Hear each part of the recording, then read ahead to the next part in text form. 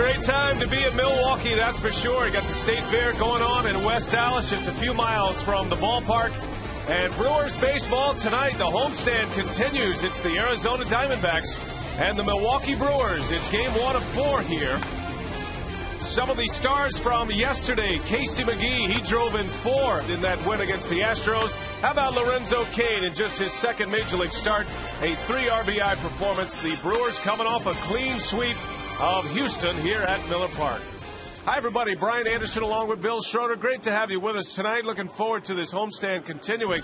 And, Rock, we show up to the ballpark today and quite a bit of news going on with the Milwaukee Brewers. And it starts with a trade. Jim Edmonds to the Cincinnati Reds.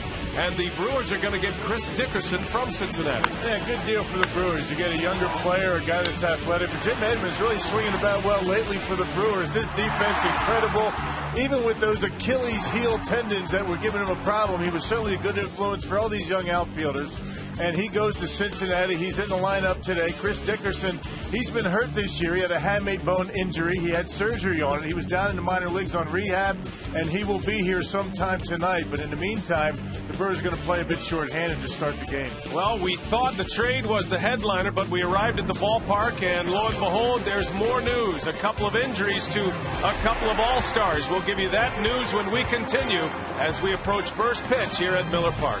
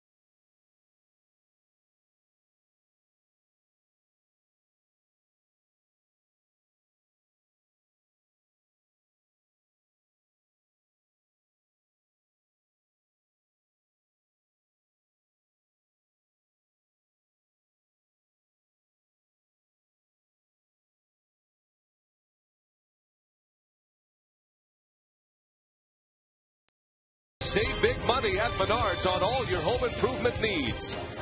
By AT&T, find out what's possible with the nation's fastest mobile broadband network. AT&T, rethink possible. And brought to you by the new Miller Lite Vortex bottle. Taste greatness. And a good crowd on a Monday night. The roof is open, and we're just about set for baseball. The Diamondbacks and the Brewers, two teams built very similarly as far as offense goes. You see the Diamondbacks ranked 3rd in the National League in home runs. They strike out a lot as well, no doubt about that. The Brewers right now leading the National League in home runs, and they've been scoring a lot of runs here on this homestand. As a matter of fact, the last 3 games and the 3-game sweep against Houston, double-digit hit totals for Milwaukee.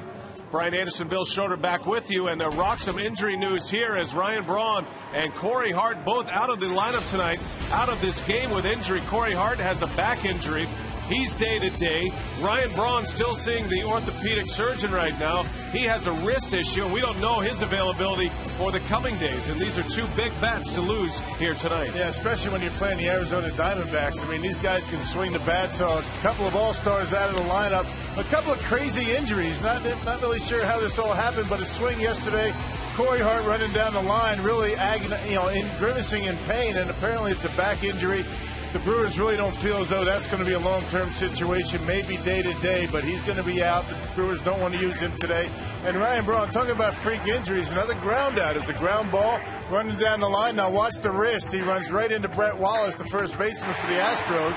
Looked like everything was okay, no big deal, but you get to the ballpark today, he's getting checked out. He's out of the game, and because of that, look at the lineup now. You got Alcides Escobar in the leadoff spot. He's going to play right field. We've seen him in the outfield this year. He played center field in Chicago a couple of days ago. You're going to have Joe Inglet in left. No Ryan Braun, no Corey Hart. So you got a couple of left-handed bats in that lineup. And Ricky Weeks now is going to be the number 3 hitter. So a shuffled up lineup for Ken Maka. Hope we're going to be able to get through this rough stretch. And Ken Maka is hoping Chris Dickerson will be here soon. He came over in the trade. He's not here yet.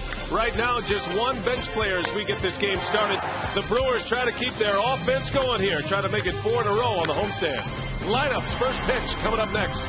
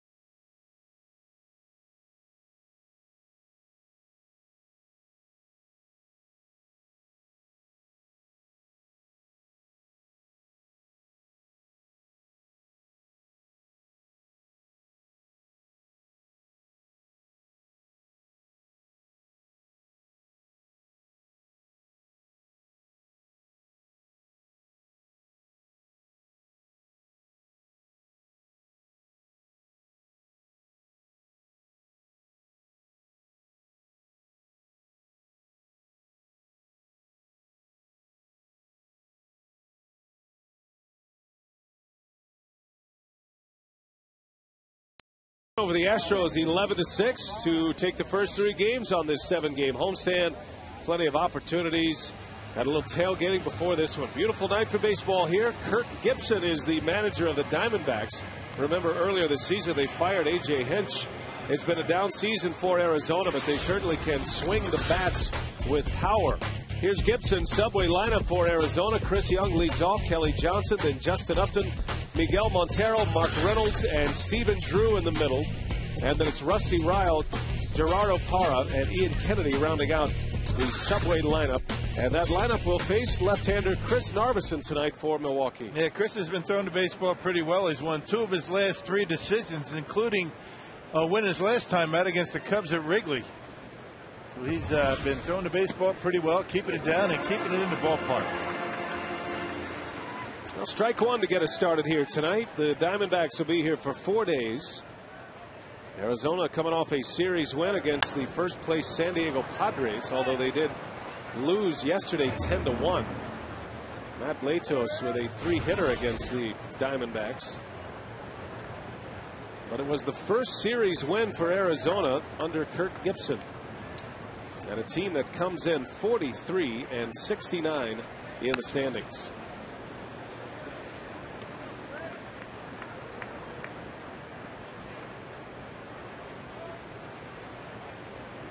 Well, Kirk Gibson certainly realizes it's not the offense's fault this year. These guys can swing the bat. Young down on strikes, and the first out of the first inning for Narveson. Let's check the Brewers defensively. You got to pay attention here. Joe Inglet in left, Lorenzo Cain, then Alcides Escobar.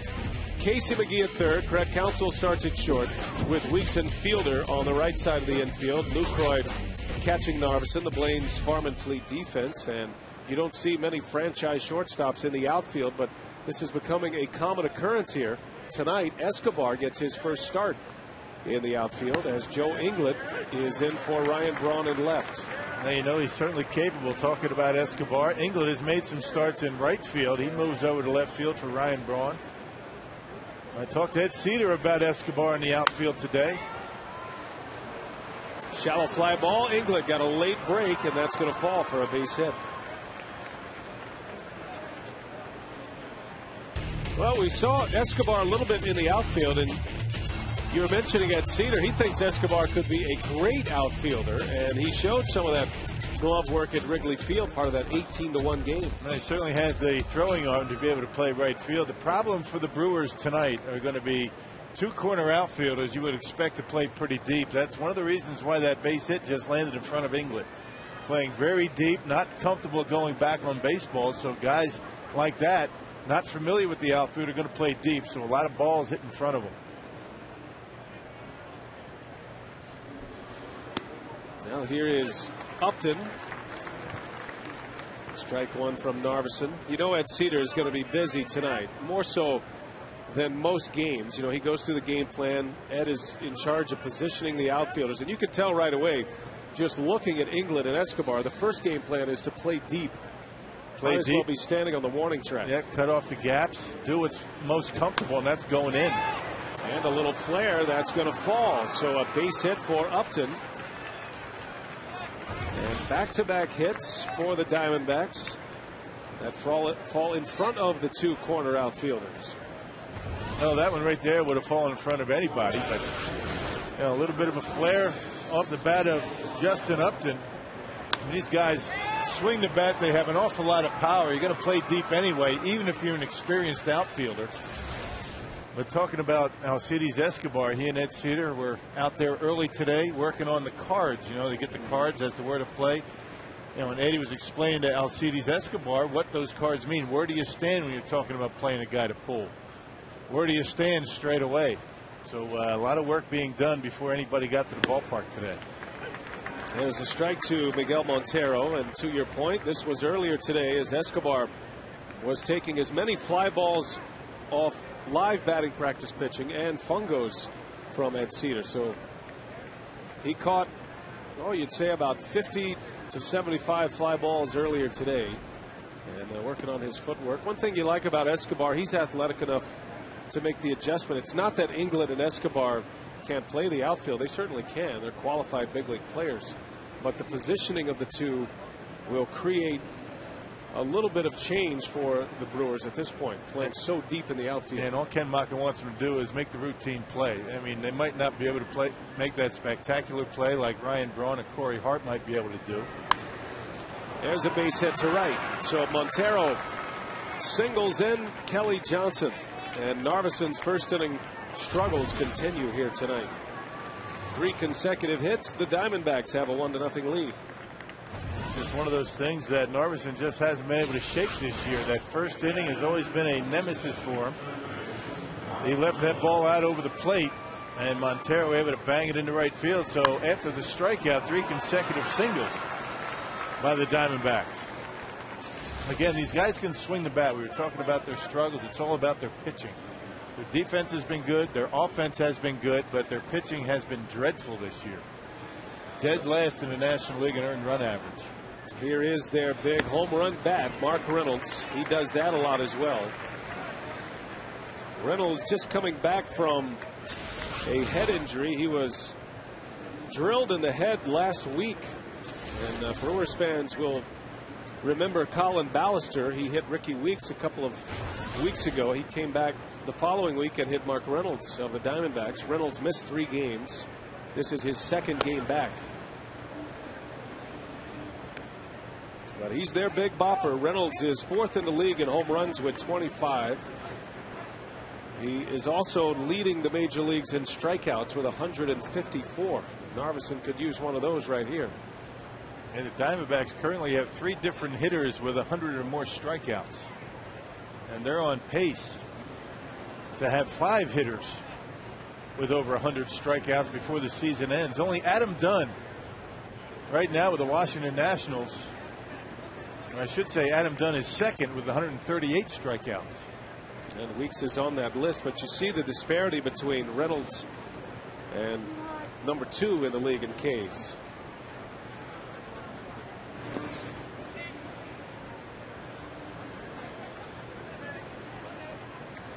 The only bench player right now for Ken Maka is George Gutaris. Randy Wolf is the 4th outfielder right now. And those two sitting next to each other on the bench. We are anxiously awaiting the arrival of Chris Dickerson, and when he walks through that clubhouse door, Ken Maka is going to breathe a little easier. Yep, somewhat of a sigh of relief.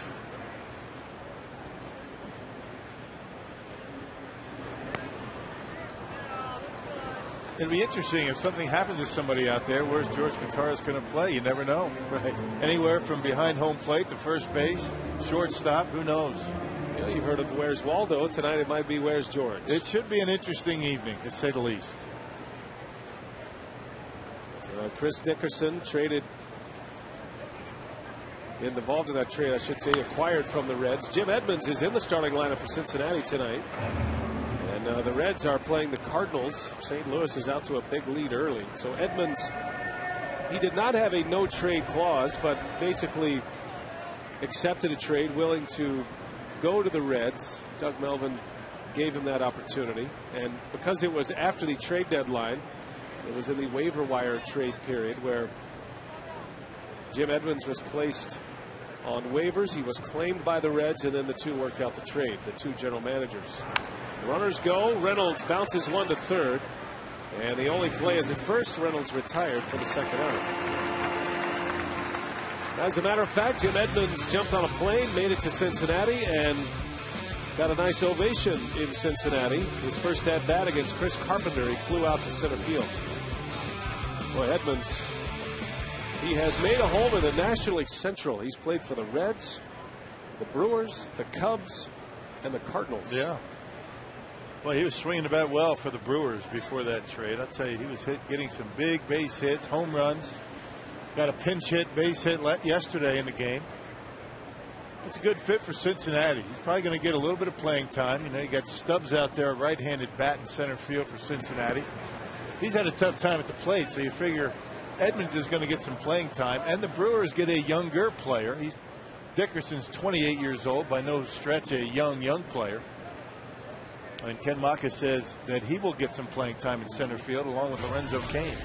Yeah, Dickerson has been out most of the year with a hand injury, a wrist injury. Had surgery on his wrist earlier this season. He's been through a minor league rehab assignment, and he'll be ready to go and gain shape when he arrives here today at some point. Maybe the most symbolic moment from the early BP session today is when Ken Maka reached into his bottle of Tums and dropped about 4 of those in his back pocket for later. He said, I might need these. a little bit later tonight. Didn't miss by much. 2 balls and a strike on Stephen Drew. How many people that actually went through that Brewers clubhouse had to take a second and third look at that lineup today? I know I did. Yeah, it was a shocker for sure. I was playing tricks on me. Narveson trying to get through this first inning. 2 outs, second and third. And that one just missed. C.B. Buckner is behind the plate. He is not known as a pitcher's umpire, although umpires hate hearing labels like that. Doug Eddings, Kerwin Danley, and Angel Campos on the bases.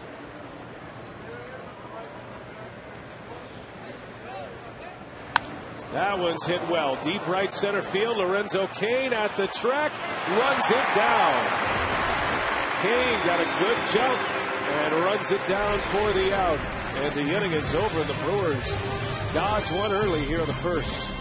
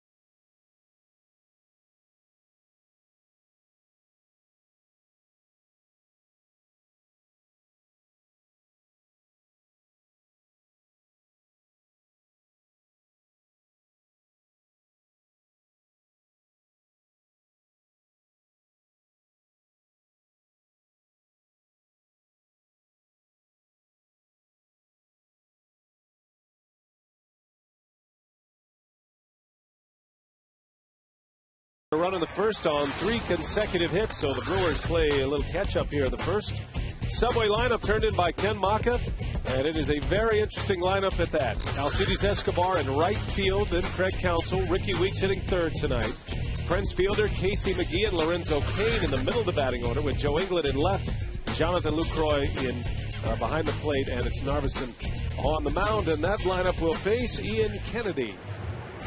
Yeah, Ian Kennedy, a guy that had a rough season. His last 3 starts have not been very good, although he did win one of those starts against the New York Mets at Citi Field in New York, making start number 23 tonight. Escobar leading off, takes strike 1. Alcides hitting a .255 to start the day, has a couple of home runs, 31 runs driven in,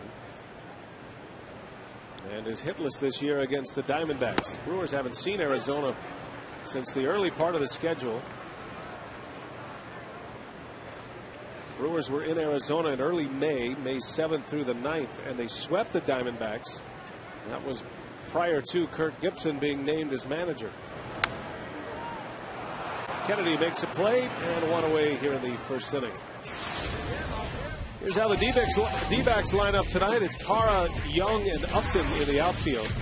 Mark Reynolds, Stephen Drew, Kelly Johnson, and Rusty Ryle around the horn. And Miguel Montero does the catching.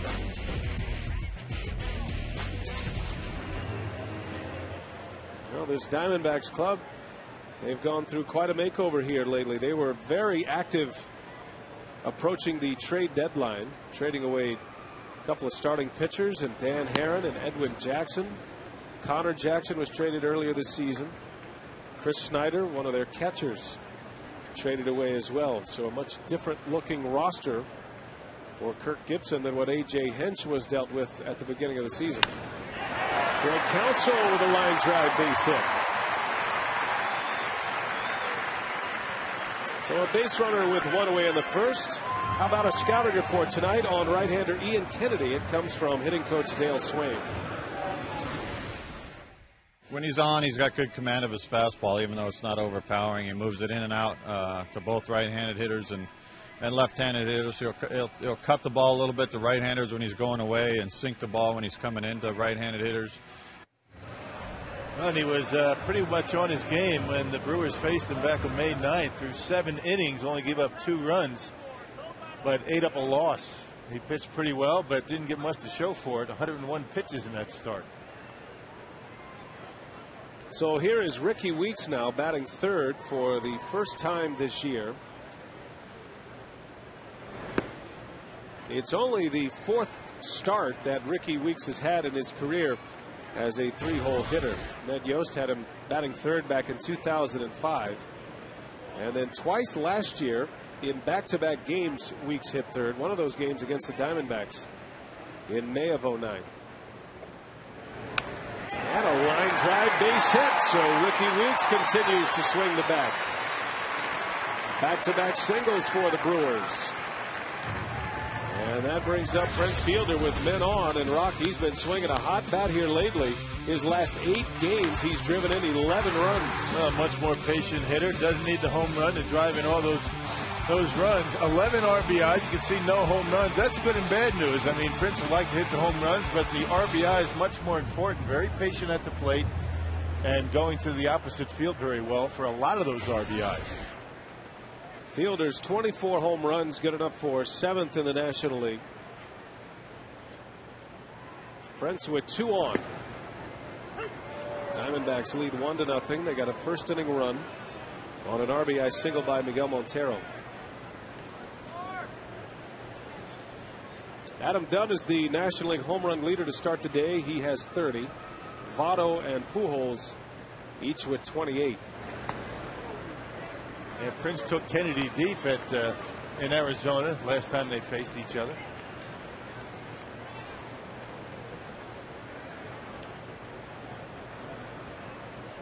It's been a good homestand for Fielder. Yesterday he was on base 4 times, had a hit and 3 walks, and he scored 3 times. Hits that one hard, a base hit to right. And here comes Counsell to throw from Upton. 1 hops, Counsell safe at home. And the Brewers tie it up. Prince Fielder delivers an RBI, number 58 for the big man. There you go. That streak continues. And, you know, all this talk about home runs, both of these teams in the first inning scoring a run on 3 singles. You never know what you're going to get when you come to the ballpark. Craig Counsell with the base hit. He gets it going. A curveball to Prince, and he bangs it into right field. Upton playing very, very deep in right field, like he should with Prince at the plate. Had a long way to go, and by that time, Counsell able to score. It's not just Alcides Escobar playing deep in the outfield. Counsell with the good wheels, scoring from second base. Now first and third for Casey McGee. Little bouncer to second, got a chance for 2 here. Johnson to Drew, the turn is in time, and just like that, the inning is over. But the Brewers tied up. Fielder continues his RBI run. And we're all square at 1 as we head to the second.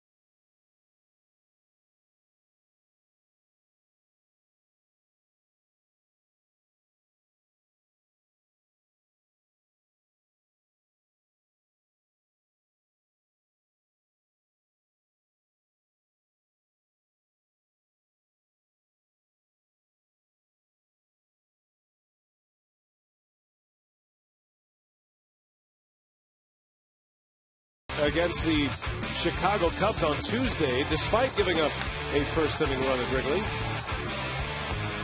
Well, he has been pretty good. I mean, 2 of his last 3 starts have been good ones, and when he keeps the ball down and is able to command that fastball, he's going to have a good night. Everybody talks about the changeup and the curveball, which were very good for him. But, fastballs on the corner, down in the strike zone, that's what Narveson has to do. Well, the one thing that Narveson has, even though his earned run average to start the day is over 5, he has 9 wins this year. He is 9-7 and picked up win number 9 against the Cubs last Tuesday in that 4-3 win. Not only did he pitch well in that game, but he also drove in a key run in that ball game. Had an RBI single in the 4th inning. So Narveson also brings a good bat to the lineup when he pitches as well. Gerardo Parra with 1 away here in the 2nd.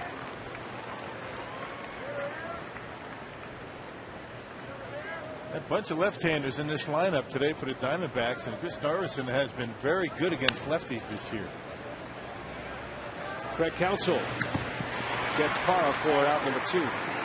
Hey, with MLB.TV Premium, you can enjoy HD quality home and away coverage, multi-game view, and the ability to pause and rewind live games. Visit Brewers.com to order and to get more details. Now the Cardinals and the Reds are underway. They're in the 6th inning in Cincinnati, and it's 7-0 St. Louis. Game we're watching tonight, the 2 top teams in the division. Cincinnati begins the day with the lead in the National League Central over St. Louis by 2 games.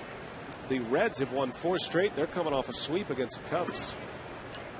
But the Redbirds have Chris Carpenter on the mound tonight. He's working on a 2-hit shutout through the first 5.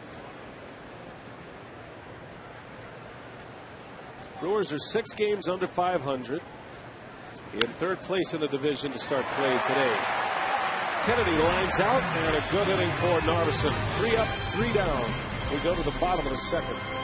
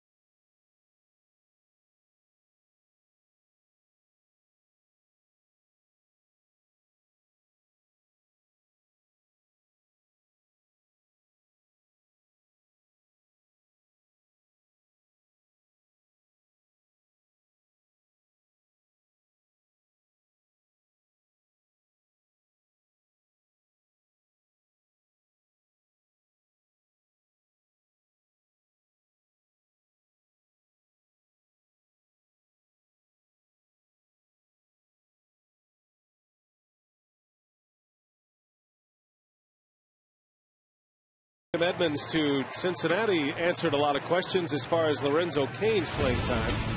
And Cain back in the starting lineup tonight. Yesterday, Rocky had a career game in the big leagues. Well, so far, so good for Cain. He's been able to show a good ability to make contact and driving in some runs.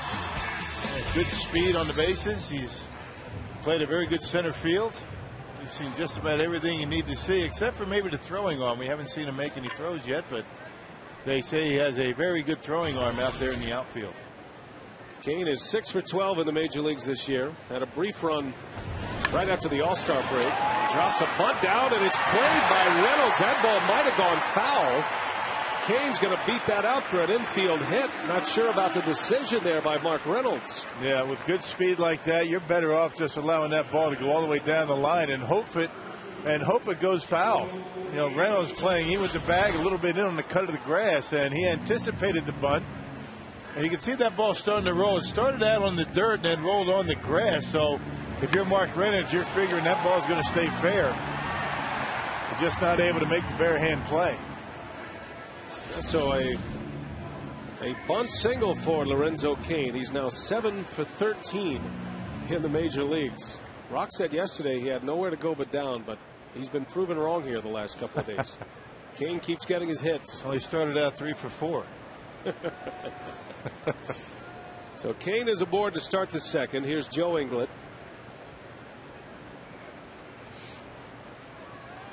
With Inglet in the starting lineup, Ken Maka loses his best pinch hitter coming off that bench. It's interesting that Inglet has been a lot more successful as a pinch hitter than he has when he's gotten consistent at bats in a start. Yeah, a little bit different mentality when you go up there and knowing you're going to get 4 at bats. You might work the count a little bit more, but you know, when Inglet goes up there as a pinch hitter, he's up there to swing right away. He gets a pitch he likes, he's going for it. A little bit more patient when you know you're starting and getting, you know, a couple of at bats. You know, getting back to Lorenzo Cain, you love the confidence of that kid. You know, he saw that Reynolds was playing in on the grass, and he still said, you know what, if I put it where I want to, you're not going to throw me out. You know, and in Reynolds' defense, just thinking about that play, let's say he lets it go and it stays fair. There's a pretty good chance Cain ends up at second base with a bunt double. Yep. There's nobody over there to back it up. It had enough heat on it where it would have rolled well past the bag. Well, a good idea. Cain's first bunt single in the major leagues. Inglet pops it up to shallow center. Young is in. And that's the first out of the inning. Watch the way this bunt actually trickles toward the infield, doesn't go toward the line, and starts on the grass and then starts on the dirt and then ends up on the grass. And you know, Mark Reynolds figured that ball is going to be fair. There's no chance of that ball going foul, so I got to try and make a play. Sometimes they start on the grass, they trickle into on the dirt area. That's when they roll foul. And so it looks like Reynolds made the wise choice. At least making an attempt at a play. Cain looked like he wanted to run right there. Started, then stopped. Trying to get a read on Ian Kennedy. Miguel Montero, the Diamondbacks catcher, throws exceptionally well. Kennedy's pretty good at holding runners on. It's tough to run on this battery here of Kennedy and Montero.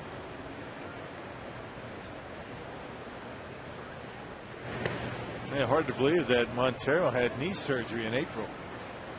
Had some knee problems. They fixed it up, and he's back behind home plate. And he's come back so strong. It was a little clean-out process of the knee, not a major surgery, but he's come back healthy and strong enough where the Diamondbacks felt comfortable trading Chris Snyder away. You know, when those two were coming up in the minor leagues with the D-backs, Montero and Snyder, nobody was really sure who the starter was going to be. It was going to be a pick'em at the big league level. They both made it to the big leagues about the same time.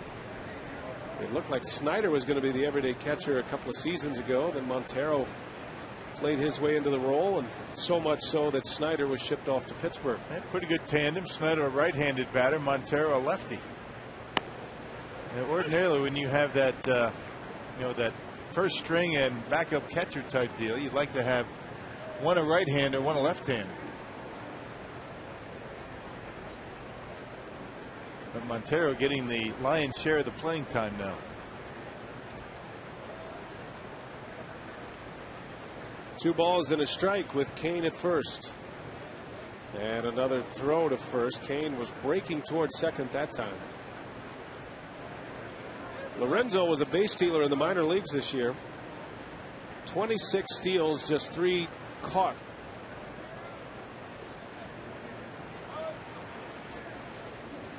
was in 84 combined games between AA and AAA.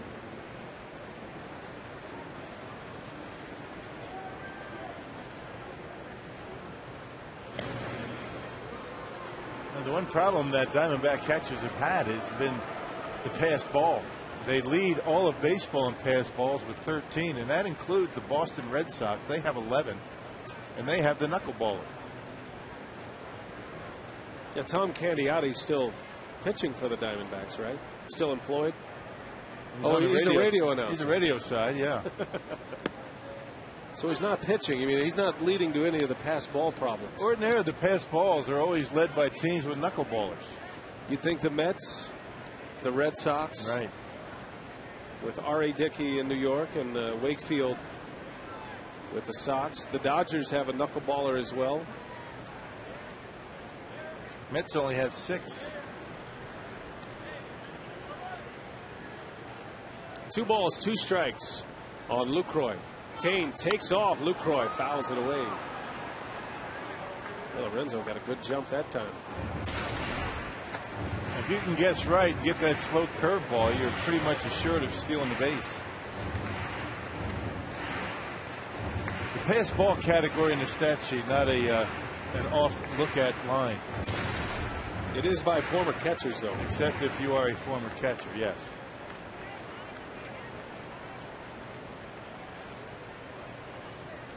I think it's Ray Cott who still leads Major League Baseball in pass balls in a game, catching Hoyt Wilhelm. I think he had 8 for the Giants, maybe. Yeah, there should be an asterisk on that. Lucroy hit by a pitch. So Kennedy had him at 2 strikes. He comes in and drills him on the arm, the lead arm it looked like, and that's a base runner with 1 out. 2 on now for the pitcher Narveson. Well, got him on the elbow. I'm not sure what the discussion is between C.B. Buckner and Montero. It hit Lucroy and then got a piece of the Diamondbacks catcher.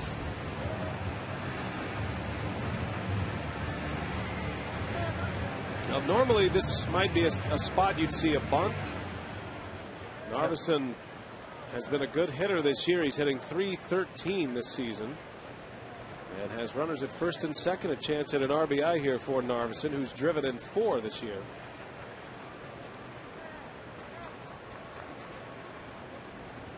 Narveson squares early and bunts it down the third base line. Reynolds lets this one go, and it goes foul.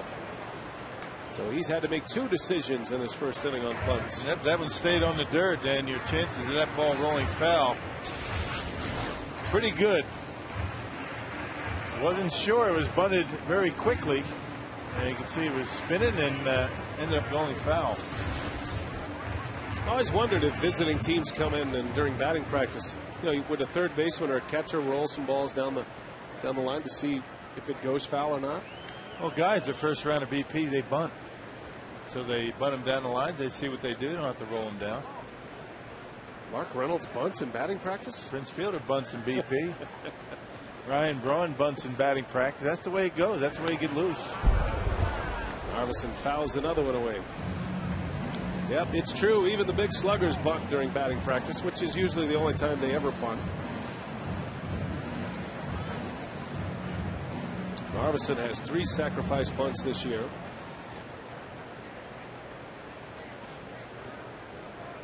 While the Brewer pitchers have swung the bat well, bunting has not been at a high success rate this year.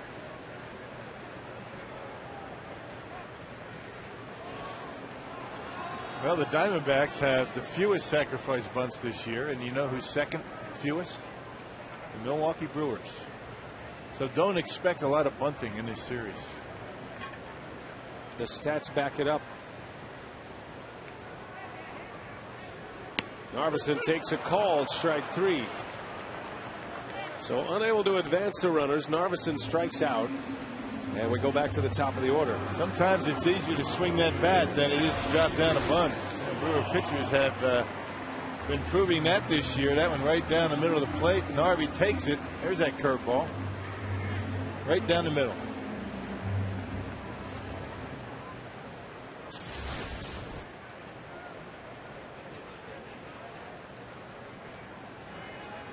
Well, you're seeing here the big difference between Ricky Weeks in the leadoff spot and anybody else in the major leagues, including his teammate Alcides Escobar. Weeks brings that power threat to the leadoff spot. Escobar with only 2 homers and not much power, but he's drilled. Boy, Kennedy comes right back in there. And Escobar is hit by a pitch, so the bases are loaded with 2 outs. Well, hit batters number 58 and 59 for the Brewers this year. The 32nd hit batter by the Diamondbacks pitching staff. Well, got him on the right bicep, it looked like. Athletic trainer Dan Wright is giving him a look with Ken Maka. Well, you know what's going through the skipper's mind here. Concerned about the health of his right fielder tonight. Concerned about the health of any of his fielders tonight because he doesn't have many options on the bench. Ian Kennedy leads the Diamondbacks in hit batters now with 8. Escobar looks like he's going to be all right. The bases are loaded for Craig Counsell.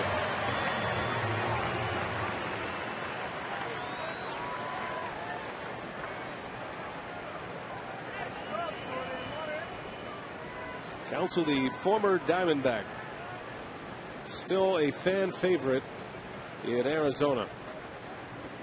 That one pops out of the glove. Here comes Kane. The throw to the plate. Kane safe. The throw gets away. Backing up is Ryle. And how about the aggressive base running by Lorenzo Kane? 2-1 Brewers. Yeah, you can't hesitate for a split second. That ball didn't get away that far, but good instincts by Kane. He got a good secondary lead. Once Kennedy went to the plate, you could see him moving. That ball gets by him, and he's off like a shot. Boy, he can run. He gets to full speed very quickly. It'll probably be a wild pitch, but certainly a ball that you would figure Montero to be able to handle. Well, you just talked about the Diamondbacks' pass ball story this year. In and out of the glove of Montero. And Kane, very aggressive at third base, scores the run that puts the Brewers ahead.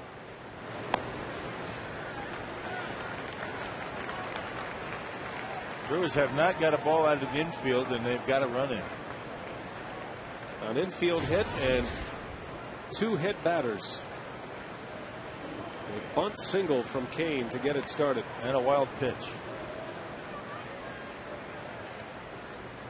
Oh, that one's in tight. Almost hit Counsell.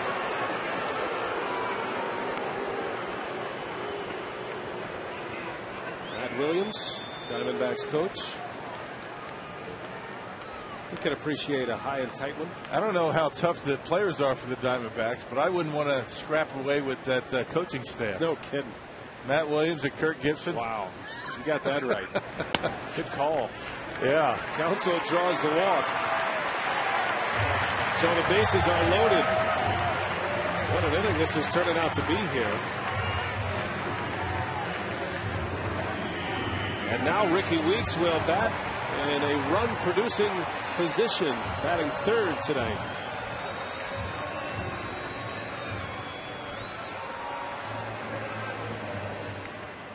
Ricky starts the day with 71 RBIs. That's tied for 9th in the National League. National League RBI leader is Albert Pujols. He has 82 at this point.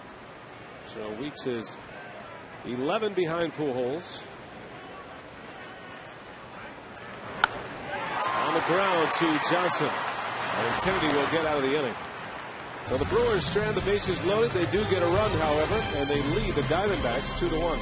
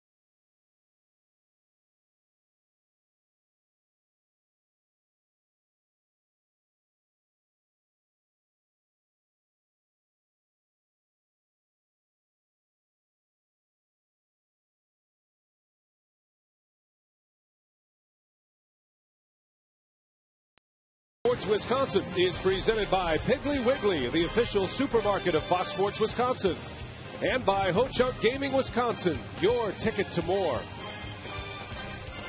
Beautiful night at Miller Park, Milwaukee, as we head to the third inning. 2-1. Brewers lead it. And Chris Narveson back on the mound for Milwaukee. We are pleased to be joined by Dale Swaim. He joins us in the Brewers dugout. Dale, thanks for a little bit of time here tonight. I'm interested to know what went on in the coach's room when the injuries came down today with Hart and Braun and trying to put a lineup together. Well, obviously, when you use the corner outfielders, within a couple minutes, chaos kind of forms.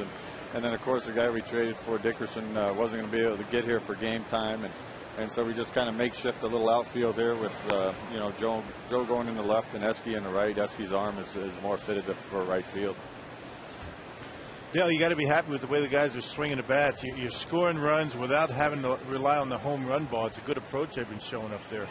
Yeah, now we're getting people on base again, and we've hit a few home runs, but we're manufacturing. The other night we manufactured a run or two, and today, just there with base low, Ricky put a good swing on the ball and hit it right at the second baseman, hit it hard, so you can't place them all the time when guys are in scoring position. But we've been having our good at bats, and I think Low Kane brings some energy every day, dropping down a bunt right there and end up scoring. So those are things you got to do. When your big boys aren't in the lineup. What do you think of Ricky Weeks? I mean, he's having a tremendous season. I mean, have you ever seen a leadoff hitter, second baseman, be able to produce runs like Ricky this year? Well, never know no second baseman or a leadoff guy doing what he's doing this year, and it's just a tribute to him, the hard work he's put into everything, his defense and his offense, and he's probably just now figuring it out. He's probably even better than what we see going on right now. Dale, I want to ask you about Prince Fielder. He's starting to pick up some RBIs here. He has an RBI already today as Young sends one deep to left. That one's not coming back. Chris Young ties it up with a long home run to left field. That's his 20th of the season. And Arizona has evened it up at 2 apiece. But Dale, talk about Prince Fielder, what you're seeing from him maybe over the last week or so that maybe you didn't see when he was going through a tough stretch at the plate. He changed a few things, and I think he's getting strikes to hit. I think that was the biggest thing. We've talked about that, but he changed one thing mechanically in his swing about 4 or 5 days ago, and when we were in Chicago, and obviously it's paying off. So hopefully it just continues. I know he's feeling really good at the plate right now, as good as he has all year long. So obviously we got a little less than 2 months, and hopefully he can salvage and put up the numbers he's capable of doing. Do you have any advice for your pinch hitters tonight? Randy Wolf and Giovanni Gallardo? Well, hopefully Dickerson's plane arrives at some time. But, those guys have done a good job hitting all year. So, I don't want to screw with them guys. They've done a good job. You might have to activate yourself here tonight, Dale. Thanks for your time. Okay. Hey, how does the hitting coach remember to come on the air with us? Oh, I had a little thing. I just put on this thing where I stand all the time and reminded myself to be here. Otherwise, I'd have walked up and watched some video or something. Okay, well, we were glad you did that. We'll tie a string on your finger next time. No, just the tape right here is fine. Thanks, Dale. All right, guys. That is Brewers hitting coach Dale Swaim, former Brewer player. Dale was, for those of you who don't know, maybe watching the Brewers for the first time, he actually managed the Brewers in the postseason 2 years ago. Took over the club with 12 games remaining. He immediately brought in Robin Yount as his bench coach, and it was Dale Swaim who led the Brewers into the 2008 playoffs, first playoff appearance in 26 years at the time. Yeah, not too many better baseball guys than Dale Swaim. Upton skies one to right. Escobar makes the call and the catch, and that is the first out. By the way, Johnson reaches on the E4 after the Chris Young home run. The most amazing thing about Dale Swaim, he throws batting practice 3 different times throughout the day. Every single day. And on the off day, he throws to his son, who from time to time comes into Milwaukee. That's right. They don't call him the android for nothing. That's right.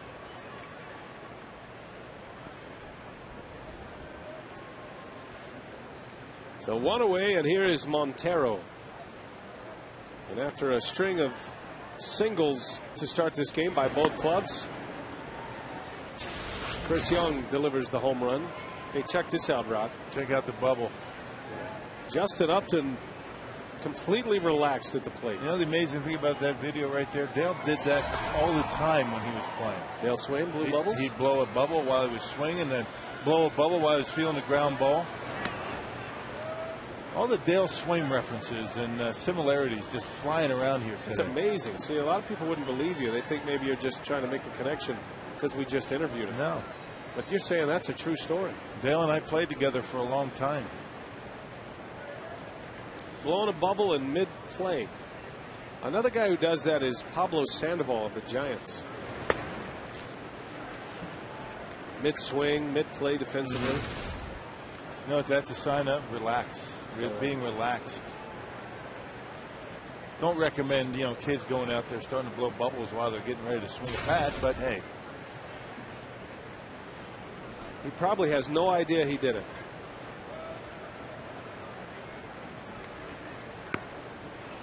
A strike on the corner. 3-1 to Montero. Montero drove in a run in the first inning on a single to right.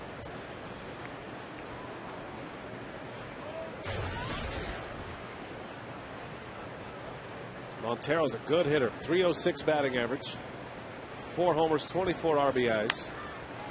He gets sawed off that time. Long run for Lorenzo Cain. He's got it. Got a chance at first. Here's a throw. Fielder steps on the bag. A double play. And what in the world was Kelly Johnson thinking? A gift from the Diamondbacks. And it ends up as a double play to end the inning.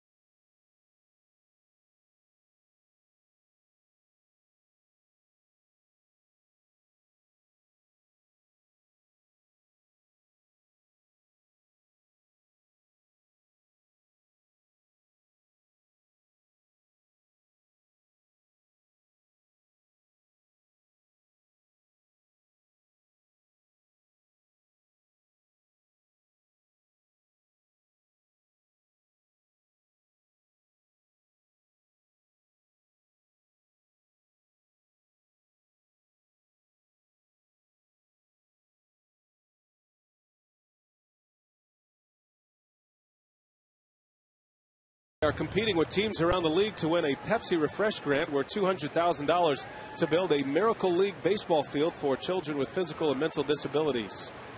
Your vote could make a huge difference for our community and thousands of children, so get out your cell phone and text Brewers to 76462 or go to the Brewers page on foxsportswisconsin.com. You can vote up to 25 times per day. Prince Fielder leads off for the Crew. All tied at 2. Chris Young homering in the top of this inning to lead off his 20th home run to even the score. Fielder fouls one off his foot. The Brewers with the bases loaded last inning and Weeks at the plate. Hit one hard right to Kelly Johnson, however, and that's how the inning ended. Yeah, there's that curveball. Prince gets on top of it and pounds it right off his front foot. Ouch.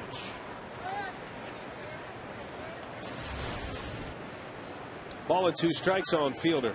At an RBI single his last time up.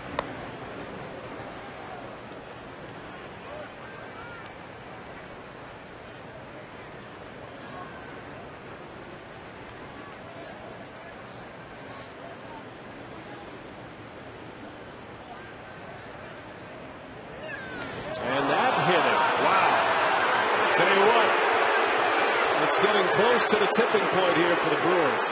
I'm surprised we haven't seen anything yet, but that is the third hit batter in the last 2 innings.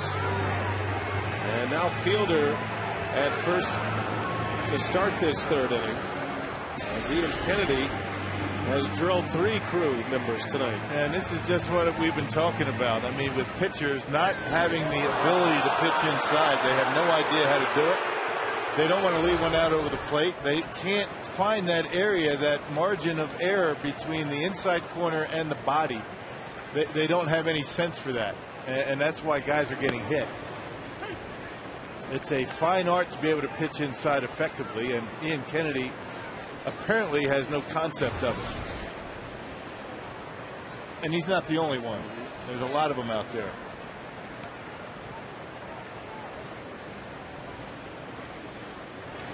And just to get back to the roster situation tonight, with the 2 injuries to Hart and Braun, and a very short bench here. You know, Ken Maka, it has to be going through his mind that if one of his players charges the mound, you're going to have an ejection immediately. You're going to have suspensions, fines. So he has to somehow cool his players off. And again, it's not intentional. I mean, Ian Kennedy does not want to hit Prince Fielder, not with 2 strikes. He didn't try and hit Lucroy. He didn't try to hit Escobar. Just can't command that inside part of the plate. He can't command the inner half or that inside corner. Just can't do it. Does not know how to do it. He misses away that time to McGee. 2-2 the count. Here's a guy that's given up 23 home runs this year, and you know he's told by his pitching coach that you got to pitch inside. You have to pitch inside, but he doesn't know how to do it. He leaves it out over the plate. He gives up the home runs. He's hit 3 tonight. He's had 6 hit batters his other 22 starts. And if you're just picking up the Brewers for the first time, this has been a season-long issue with the Milwaukee Brewers. They lead the league in hit by pitches, and whether Kennedy is doing it on purpose or not, as I mentioned, you're starting to feel like it's getting to the tipping point with the Brewer players. No, that's not intentional. These 3 here are not intentional. And a breaking ball strike, so McGee is rung up, and the first out of the 3rd inning. Now, the one good thing, it hit Prince in that pad on his elbow. And you could hear it the way it hit. Really not a big deal, but you hate to get hit. There's that curveball. He's got a good curveball. He keeps that pitch down. He's in good shape. Problem is, he really can't command the inside corner.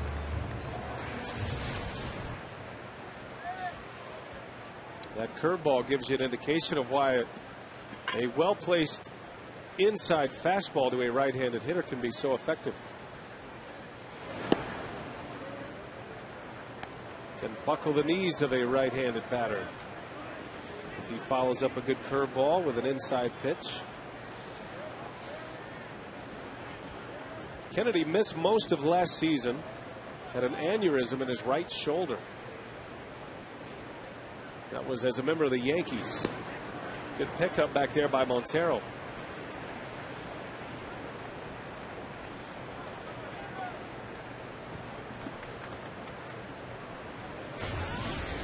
Lorenzo Cain had a bunt single. He scored a run in the 2nd. Took advantage of a wild pitch.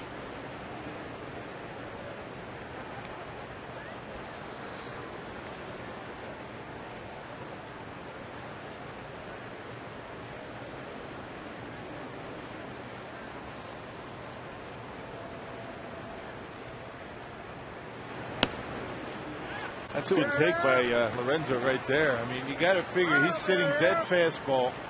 He gets it a little bit out of the strike zone and still has the patience, even as aggressive as he was, to take it. It's a tough pitch to handle that fastball up, even when it's only 90 miles an hour. Good take. Cain has not walked in the major leagues just yet. And he takes one on the corner. It's only Lorenzo's 14th at bat. Cain is 7 for 13, had a bunt single in that 2nd inning, and is now hitting .538 as a major leaguer.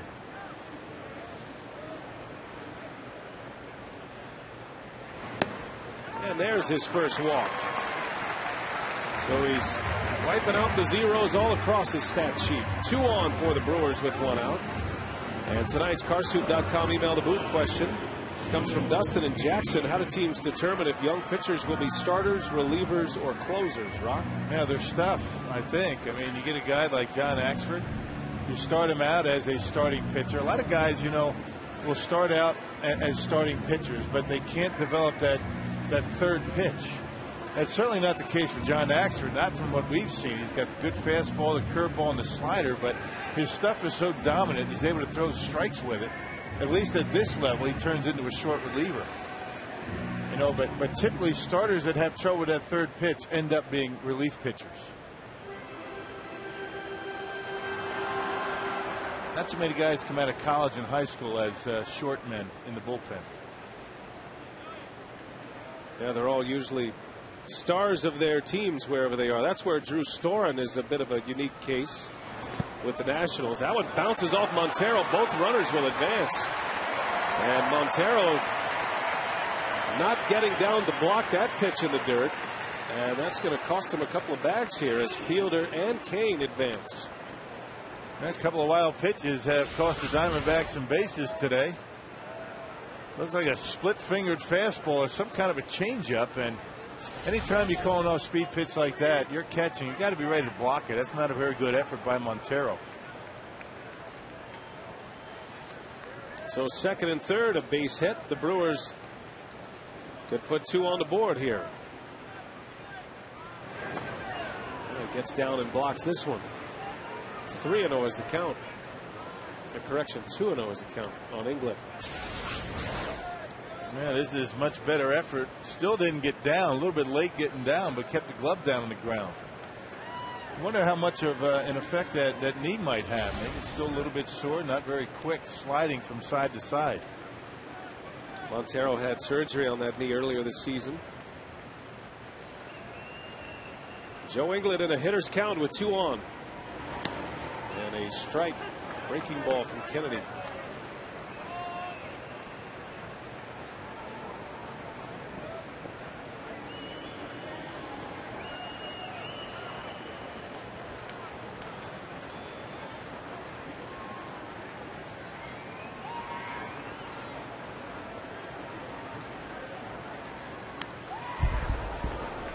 Joe had a good cut, but now the count goes even 2-2. Yeah, right out of his shoes on a 2-1 pitch, fastball down the middle. Look at Joe. He's upset with himself. Should have hit that one.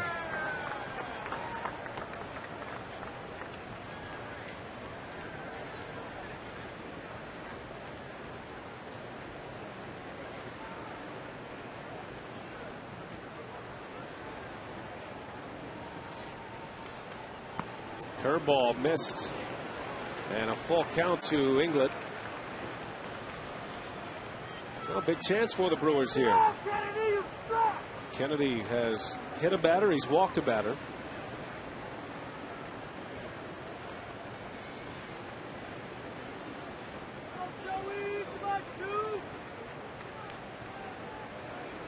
See that grip from Kennedy. Always keeps it in the changeup grip. England hits one high in the air to right. Backing up is Upton. At the wall, he's got it for the out. Fielder will tag, as will Kane. And England has put the Brewers back on top. Sacrifice fly at an RBI. It's 3-2. Well, once again, a run, this time without a hit. Last time it was an infield hit. Brewers able to score a run on a ground out. Curveball that stayed up in the zone, and Joe gave it a pretty good ride, able to hit it deep enough to score Prince. Just a little bit off the end of the bat. That's what kept it in the ballpark.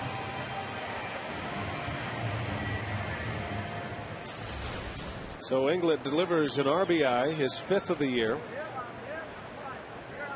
And it's 3-2 Brewers here in the third. And now Jonathan Lucroy with Lorenzo Cain at third base. Kennedy has an interesting grip, that it's like a circle change, but he uses a split finger between his his second and third fingers. It's kind of a Vulcan changeup. Yeah. I mean, it's the ring finger and the middle finger. It's usually the index finger and the middle finger for the split-fingered fastball, which this is not. That's the way he just cuts down velocity. That's the only thing that's different between that and a changeup. Whatever it takes. I mean, he's able to use the same arm action on it. That's uncomfortable. I got a baseball up here, and that doesn't feel very good. My hand is aching already. Yeah. Very unusual grip. And it takes a little setup. That's why he always starts with that grip. The Vulcan, you're saying. There it is, the Vulcan right here. Usually the split-fingered fastball is like this. Right. With these two fingers. But here, Kennedy, let's get those really spread out. Ouch. That's not very comfortable. I think I'd scrap that pitch if I had to use it. It's like surgery waiting to happen. There's a good block by Montero. Keeps Kane over at third. And you know, to come up with that particular grip, he probably went through a lot of grips and was unsuccessful. I mean, you don't just start with that one. That's not the first attempt. No.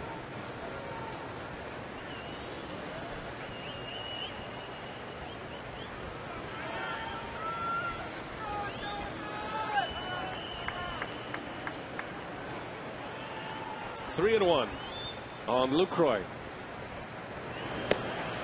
And another walk. Boy, Kennedy is all over the place tonight. He's hit 3 batters. He has issued 3 walks. And he's given up 4 hits. A lot of base runners for Milwaukee. Well, don't miss the Miller Lite Beer Pen every Friday night home game. Fans 21 and older can get a Miller Lite Beer Pen ticket and a free Beer Pen t-shirt for only $20. For tickets, call 414-902-4000 or go to the website at brewers.com. You know, Kennedy had a start this year. That was at the end of June against the Tampa Bay Rays. He walked 9. He walked 9 batters in 5 1/3 innings, gave up only 4 runs. How's that happen? Yeah. That's getting out of some jams right there. 9 walks. And a good hitting ball club in Tampa Bay. Despite being almost no hit earlier this year.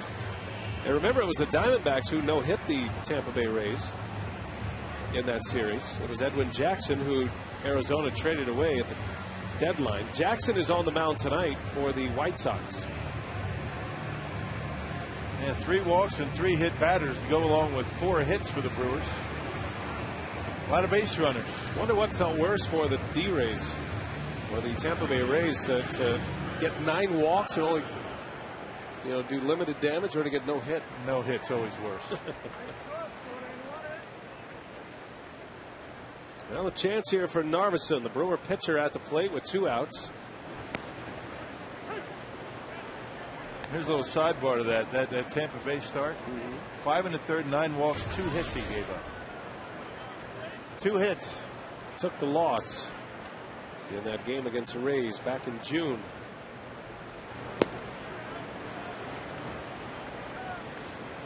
Well, I think the Diamondbacks, no matter what they get from Ian Kennedy, I feel like he's a project to give a good look next year as well. Remember, he missed most of the season last year.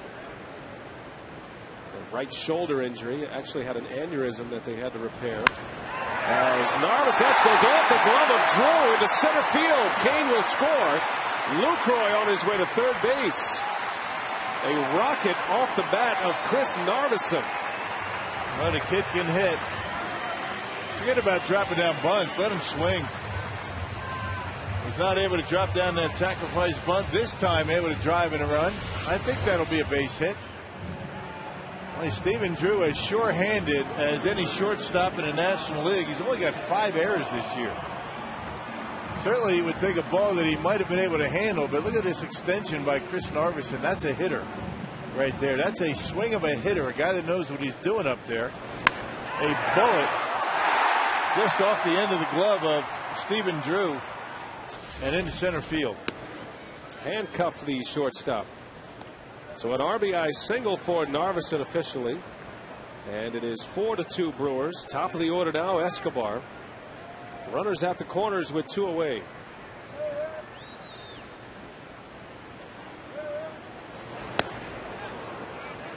Escobar able to check his swing, according to Doug Eddings. Coming out of his shoes in that fastball, just barely, if he did, able to hold up.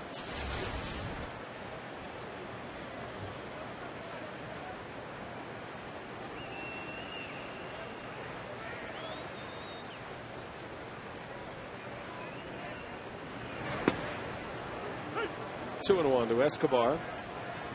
For the first time this year, Escobar hitting leadoff at the big league level. Hit leadoff a lot last year in AAA. Bounced between first and second in the batting order last season. Slow roller to Reynolds. And the play is made at first. So the inning is over, but the Brewers get a pair. And Chris Narveson drives in another run.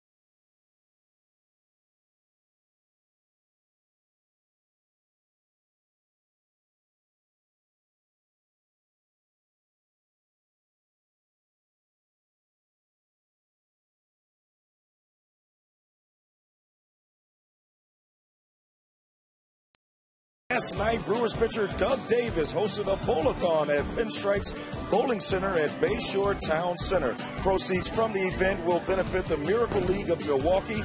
The Miracle League will be Milwaukee's first universally accessible baseball field for children with physical and mental disabilities. Great time out there, and especially for a great cause, guys.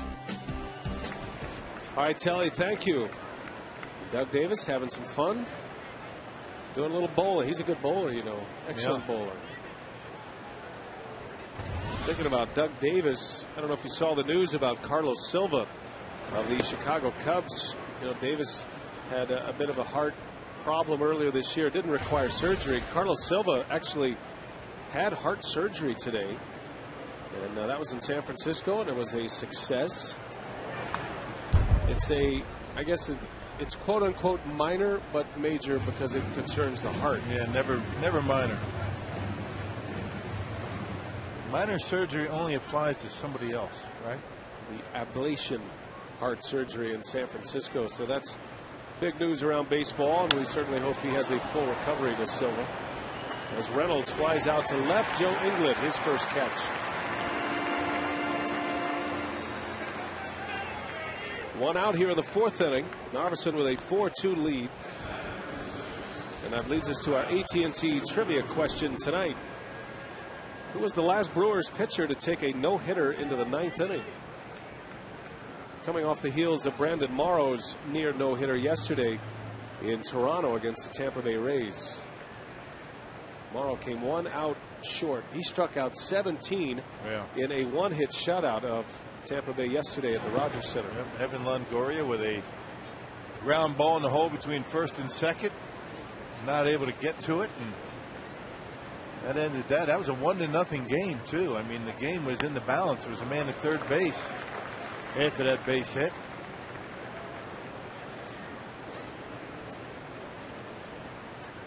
There have been 5 no-hitters this year. The Diamondbacks have one of them. Edwin Jackson back in June, late June. Well, Dave Bush had a no-hitter going into the 8th inning, right? That's right. Lost it in Philadelphia. 7 1/3, I believe it was. That was early last season. April of last season. Matt Stairs homer. That's right. The no-hitter and the shutout gone with one swing of the bat. I remember Bill Hall made a great play in that game at third base. Billy's been getting a lot of playing time with the Red Sox. They're so banged up. He's played all over the place. Red Sox beat the Yankees today behind John Lester to stay within striking distance.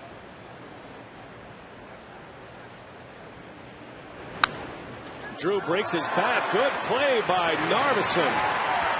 Second out of the inning. Narveson, the complete pitcher here tonight, doing it with his bat, his arm, and his glove. Puts himself in pretty good shape to be fielding after he gets rid of the baseball. He squares his shoulders pretty well and able to get that glove down. Doesn't overthrow. You can see him in good shape. Able to reach out and keep it in the glove. That ball gets by him. It's going to be a tough play for Ricky Weeks. Able to make it easily and an underhand flip over to Prince. So 2 outs for Narveson. Here's Rusty Ryle. Ryle gets the start tonight for Adam LaRoche. Just a day off for LaRoche. He's been one of their best run producers. Not in the lineup against the left-handed starter in Narveson. Yeah, already 4 lefties in that lineup for Kirk Gibson. And Chris Narveson has been very, very good against left-handed batters this year. An opponent batting average coming in at .214 and only 1 home run allowed.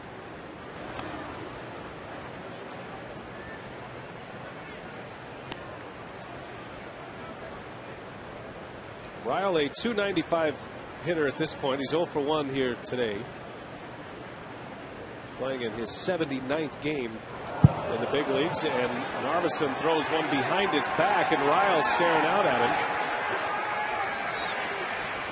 Well, we'll see where this is headed. C.B. Buckner is going to warn both benches now.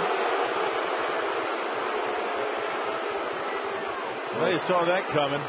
And Kirk Gibson has a smile on his face. Understands why. 2 outs, nobody on, a 2-1 count. Narveson tried to get him and missed him. You know what amazes me? You know, guys get upset. They just stand there and they chirp at the pitcher. You know, there's other ways to handle that situation. And everybody knows what that would be without me saying it. Guys don't want to mix it up. There's a guy that would mix it up a little bit. Yes, he would, Kirk Gibson. Make no mistake. I mean, he was known to mix it up with his own team. Ryle strikes out. The inning is over. So we dial up the intensity here a little bit. The Brewers lead the Diamondbacks 4-2.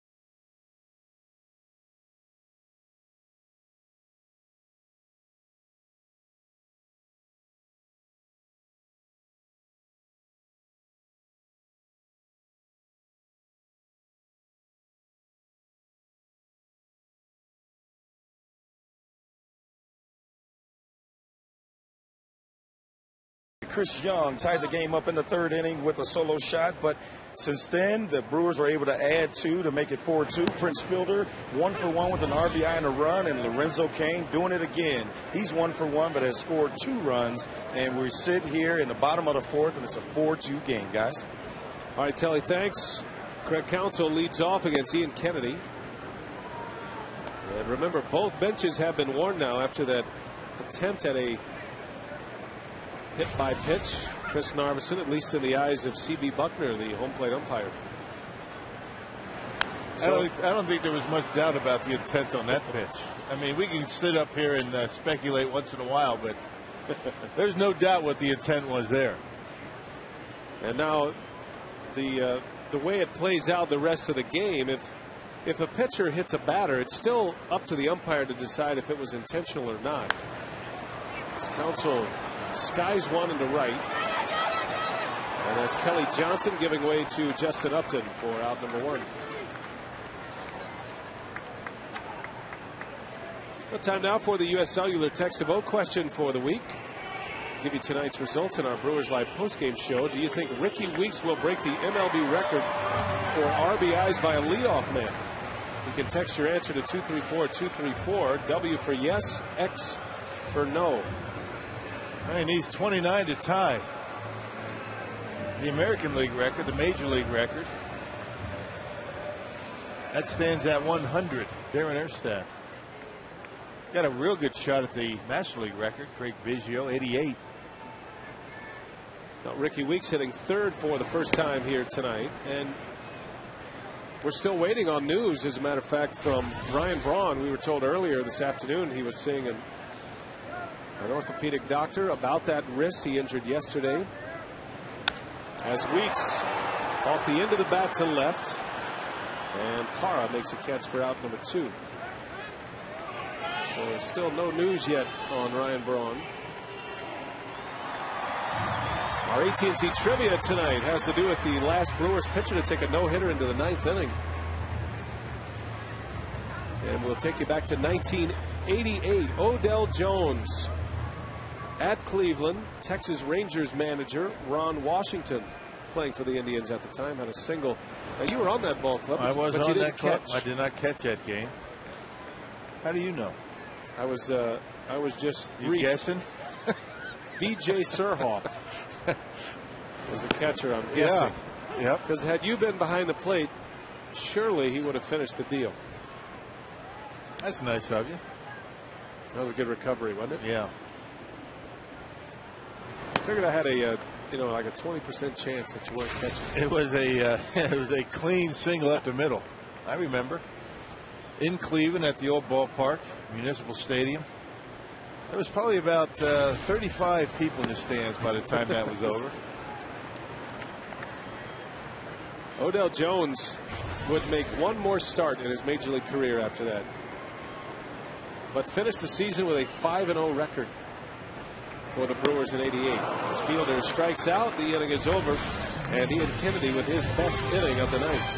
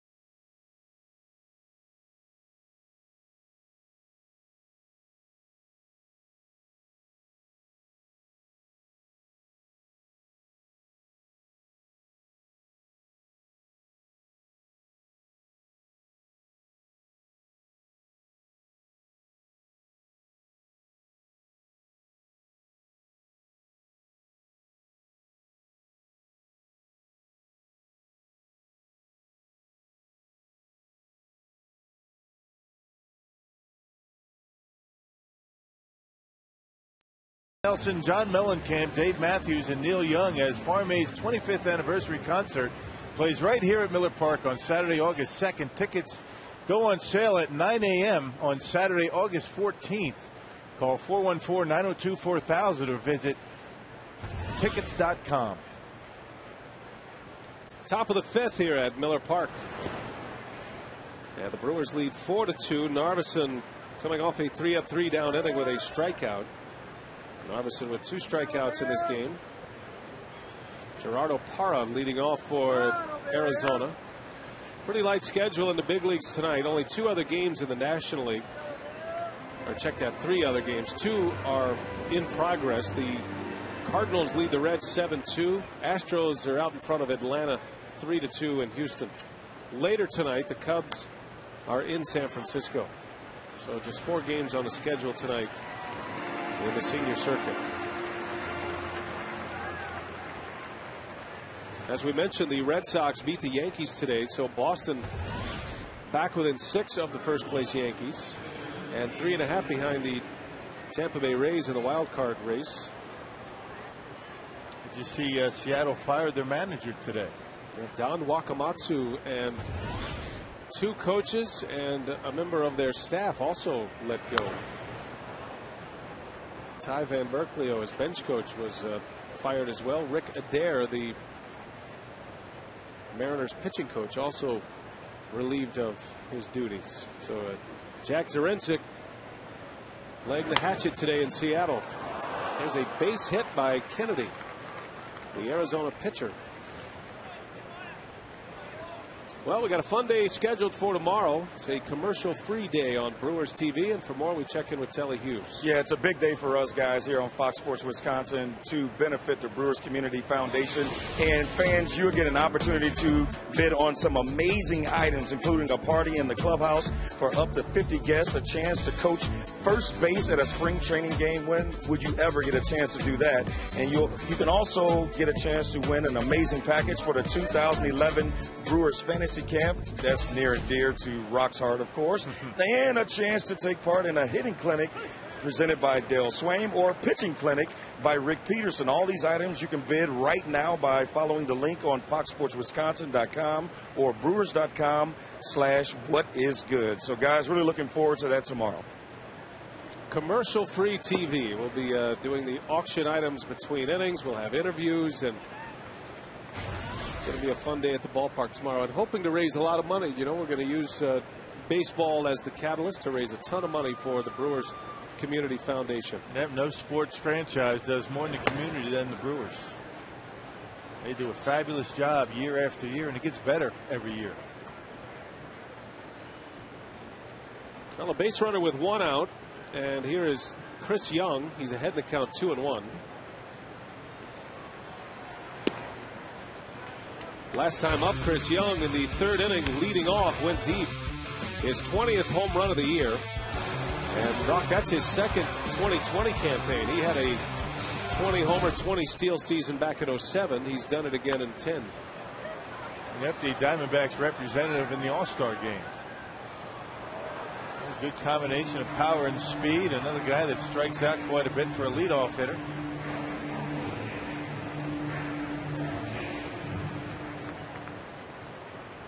Only Mark Reynolds with more home runs than Chris Young. Yeah, Reynolds with, or I should say, Young with 32 home runs last year, 27 stolen bases. That one's hit well to left. England going back. England reaches up and he caught it. Joe England salvages one in left field. He took an odd angle, but he hauls it in for the out. Nice play, Joe England. And not easy when you're not used to being out there. It helps that he's playing deep. And why wouldn't you play deep with these Diamondbacks up? They can smoke the baseball. And England with a nice catch over the shoulder. A slider that stayed in the middle part of the plate. Chris Young thought he had extra bases in the webbing for Joe and able to keep it in his glove. Heck of a play out there in left field.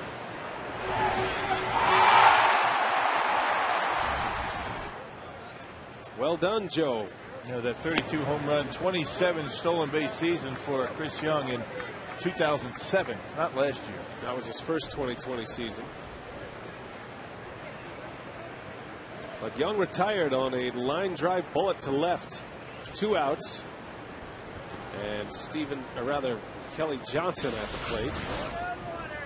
In your face, he says. Good one. Looking right at Joe. I think Joe smashed his hat a little bit on that crash. It's probably a little bit of panic that set in right about as Joe was on his way back to the wall. They want an experienced outfielder, just probably keep running as opposed to jumping up. But hey, you know, you make the catch any way you can when you're not used to being out there.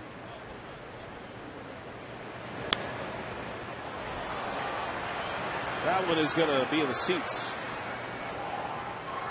And a 2-2 count on Kelly Johnson. Now, if you're just joining us, Corey Hart and Ryan Braun not available tonight due to injury. Hart with a stiff lower back, injured in yesterday's game. Corey said he probably shouldn't have played in yesterday's game. It was tight before. Braun with an injured wrist. Did that on a collision at first base with Brett Wallace. Braun trying to beat out an infield hit. He got his hit, but kind of jammed his wrist with the Astros first baseman. And we're still waiting word on Ryan Braun. We have not heard the report from the doctor. Officially a left wrist strain. As Johnson swings and misses, down he goes on strikes. And the inning is over. Joe England turns in a nice play.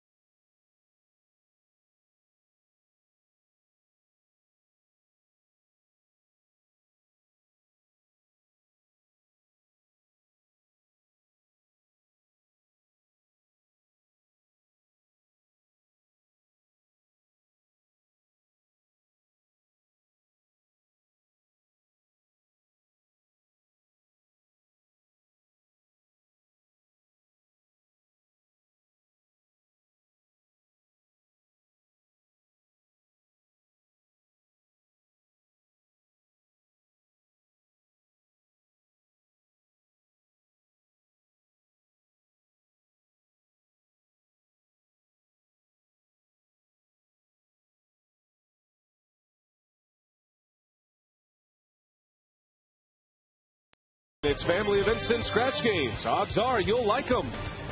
By Airtran. Go, there's nothing stopping you. And by GMC. We are professional grade. Well, the announcement just came down as we were headed to the last break, so let's give it to you again. Ryan Braun out of the lineup here tonight. And good news, Rock, a left wrist strain and contusion, so nothing torn in that left wrist, and that means Braun is day to day, and that's the best news the Brewers could have gotten here today. Yeah, got to first base, a little bit awkward. You saw him stretch with that foot, got the corner of the base, and because of that, I kind of, a little bit out of sync of the upper body, and jammed it right into the big first baseman over there. So yeah, hopefully he's not going to be out too long. Brewers cannot afford to be without those two bats in the corner of the outfield. Well, Joe England making a nice play, filling in for Braun last inning. Tracks one down near the wall from Chris Young. 4-2 Milwaukee.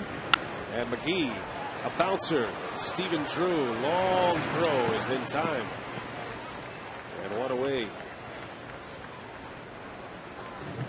Well, tonight's time of the game winner is Thal Acres Links and Lanes in Westfield. If they call the Brewers in the next 24 hours, they get 40 Miller Lite beer pen tickets to a Brewers home game. It's offered courtesy of the Tavern League of Wisconsin and our good friends at Miller Lite.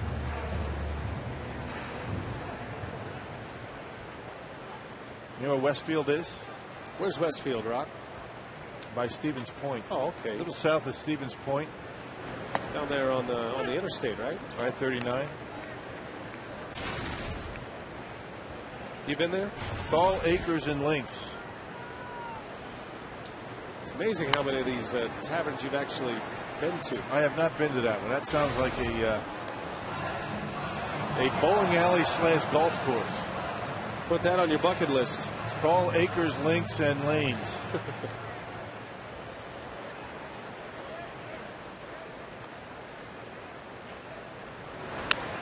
Lorenzo Cain into left field. Back is Parra, and he's got it for the out. So Cain retired for the first time.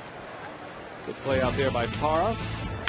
A little different way to go about it. Joe England reaches up and pulls one down against Chris Johnson. That ball had a little bit of a hook on it, and Joe almost overran it, but able to reach up and make the catch. Well done. And England will bat here in the 5th inning.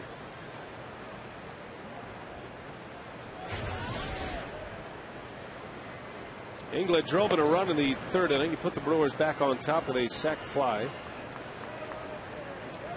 Missed a home run by maybe an inch on the bat. He hit a high fly ball to the warning track in deep right center. And replay showed he just barely got it out of the sweet spot.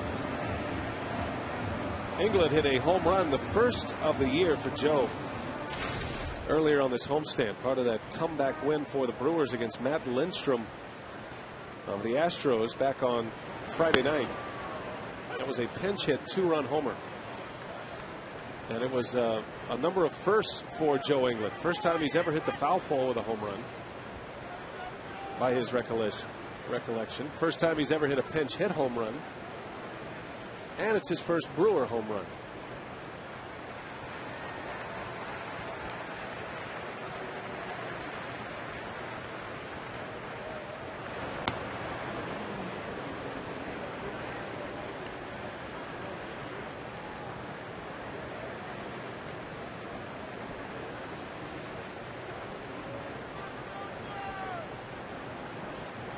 England was with the Toronto Blue Jays last year. Brewers picked him up on the waiver wire this offseason from the Rangers, actually. 3 up, 3 down inning. So Ian Kennedy has now retired 7 straight, but the Brewers still lead it 4-2.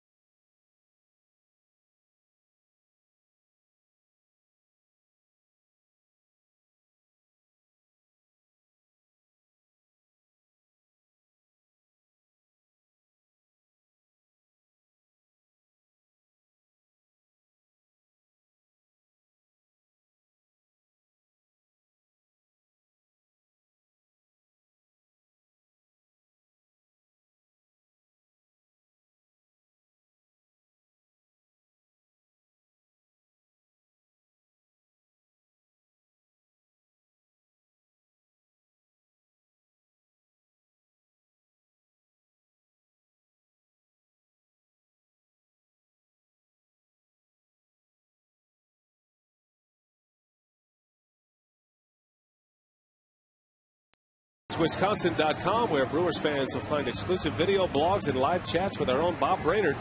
He'll be reporting on the Brew Crew all season long, only on the all-new FoxSportsWisconsin.com. Under the lights of Miller Park, it's a beautiful night for baseball here in Milwaukee. Roof is open. The Brewers have the lead 4-2. We are in the 6th inning, and Narveson to face the middle of the Diamondbacks batting order, and he's now in the 3rd time through the batting order. Narveson has had his troubles in the 1st inning and the 6th inning so far this year. He did give up a run in the 1st, but just 1 since. And he's sitting on a lead right now. 2 runs on 5 hits allowed. Narveson with 3 strikeouts has not issued a walk at this point.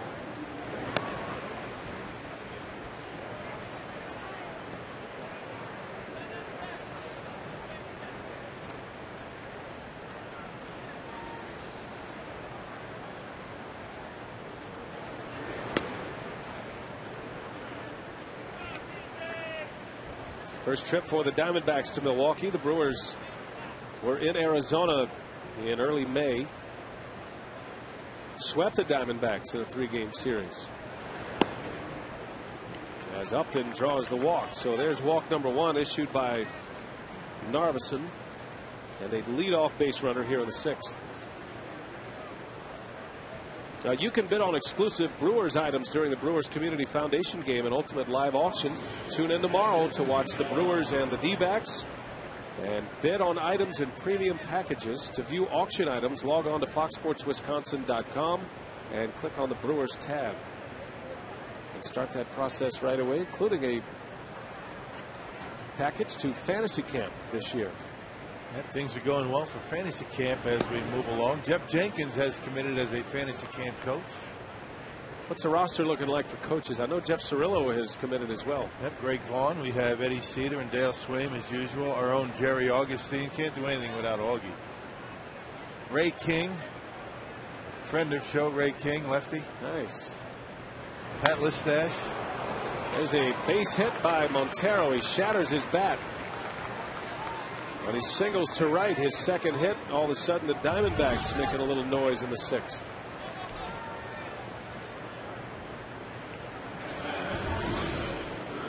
Well, not often a left-handed batter is able to get base hits off of Chris Narveson. He has done a very good job against lefties. Montero a little bit out in front and able to fight it off into right field. Justin Upton with terrific speed able to get to 3rd base.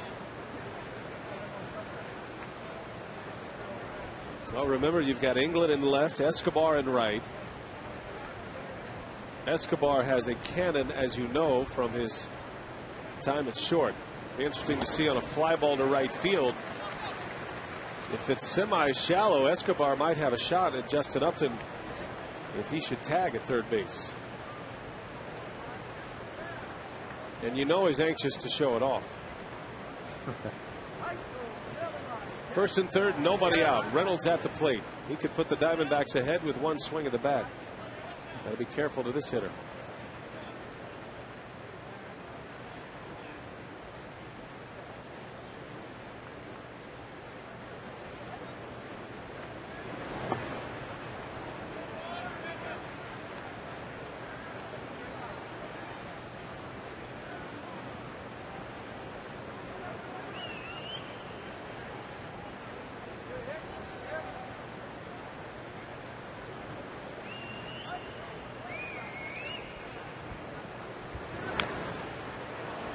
Reynolds fouls one off his foot.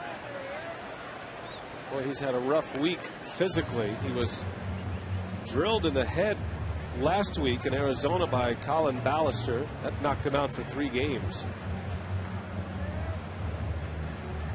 And now fouls one off his foot. Well, Mark Reynolds has one of those swings that you need to get into a groove. That swing has to be just right. The timing has to be perfect. And, you know, you missed 3 days. Had a rough day yesterday. That timing just a little bit off. We saw that his last time up. Just missed the ball to left field. Hit hard to short, got a chance for 2. 6 to 4 to 3. And a double play. So the Brewers turning 2. They'll concede the run for the 2 outs. The Diamondbacks are within a run here, but Narveson gets 2 big outs. 1 swing of the bat from Reynolds. Yeah, the way these Diamondbacks can score runs, the 5th most in the National League. You'll take 2 outs for a run any day in the 6th inning. So the Diamondbacks cut the Brewers lead to 1. No RBI for Reynolds. And 2 outs and nobody on for Stephen Drew.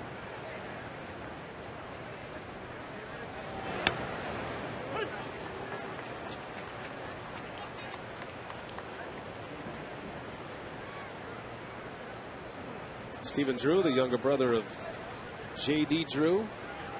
Had another brother who played in the big leagues, Tim Drew.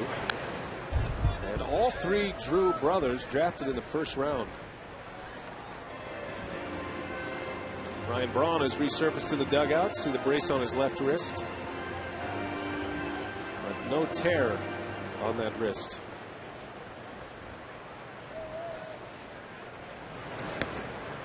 Which is good news. Braun will probably be out a couple of days. Just guessing here. I can't imagine they'd run him back out there until he's completely ready to go. Maybe even on the next road trip. Yep, give him a couple of days on the front end of this thing. I mean, no worse injury for a hitter than a wrist or a hand injury.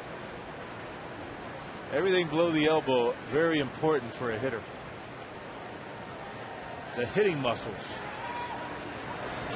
Now there's always the dilemma in the National League as well, especially on putting a player on the disabled list or just trying to keep him in a day-to-day mode where he can, you know, help you out in a few days. But what it does while he's out and not available, if he's not on the DL, it leaves the bench very short.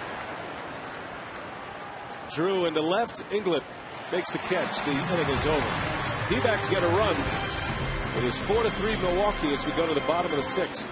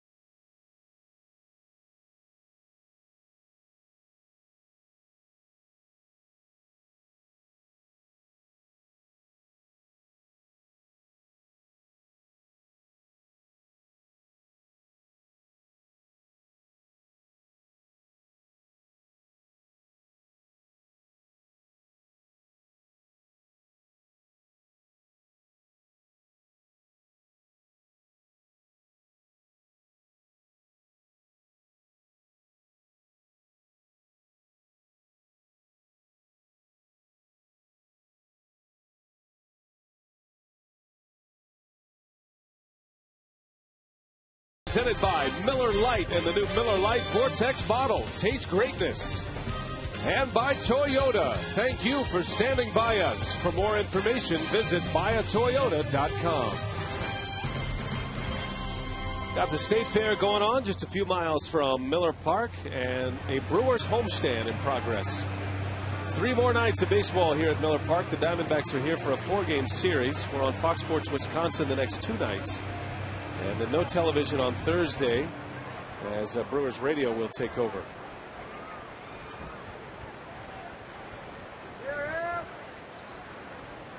Jonathan Lucroy will lead off for Milwaukee. All of a sudden, Ian Kennedy has found it on the mound. He hit 3 batters in this game in consecutive innings, as a matter of fact, through the 2nd and the 3rd. He has 4 strikeouts.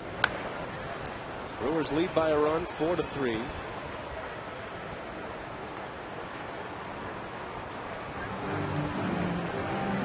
Kennedy has been wild tonight, at least in the first 3 innings. 3 walks, 3 hit batters. He's given up 5 hits.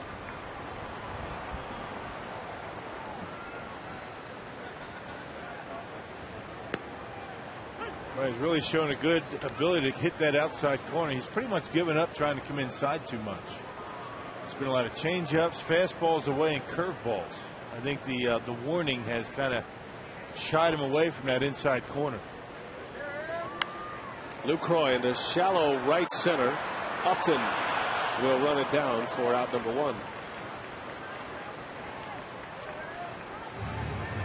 Well, we always invite you to get interactive with us on the broadcast. You can send your text questions to 234-234, courtesy of Ho Chunk Gaming, Wisconsin. And Brooke in Mequon wants to know the latest on Jody Garrett. And his status is unchanged, according to the Brewers medical staff. He has a heel injury. Still fighting through that bad heel that looked as though when it first happened in Minnesota, that it was going to be a day-to-day thing, and he was going to be back in maybe 2 or 3 days. But boy, how long has that taken to get over? It's been a couple of months. Yep, and Jody Garrett is not with the team, so he's rehabbing, recovering on his own. Brewers have been in search of an outfielder. Edmonds was playing a lot more than I think Milwaukee expected. But Edmonds traded earlier today for Chris Dickerson, who is still not here yet. As Narveson rolls to first, 2 outs. But one thing about Jody Garrett, he has an inside the park home run. He had the first of the year in the major leagues, and it happened against Arizona back on May 8th. He hit for the cycle. Have a couple of home runs, a triple, a double, and a single, and some kind of a day for Jody Garrett. Something that you never forget. That's a pretty good triples ballpark, that Chase Field. And there it is, the final piece to the cycle puzzle. What's that, one of 6 in Brewer history? I think. Last done by Chad Moeller. Chad Moeller, a catcher. Benji Molina hit for the cycle earlier this year. There you go. As a member of the Rangers.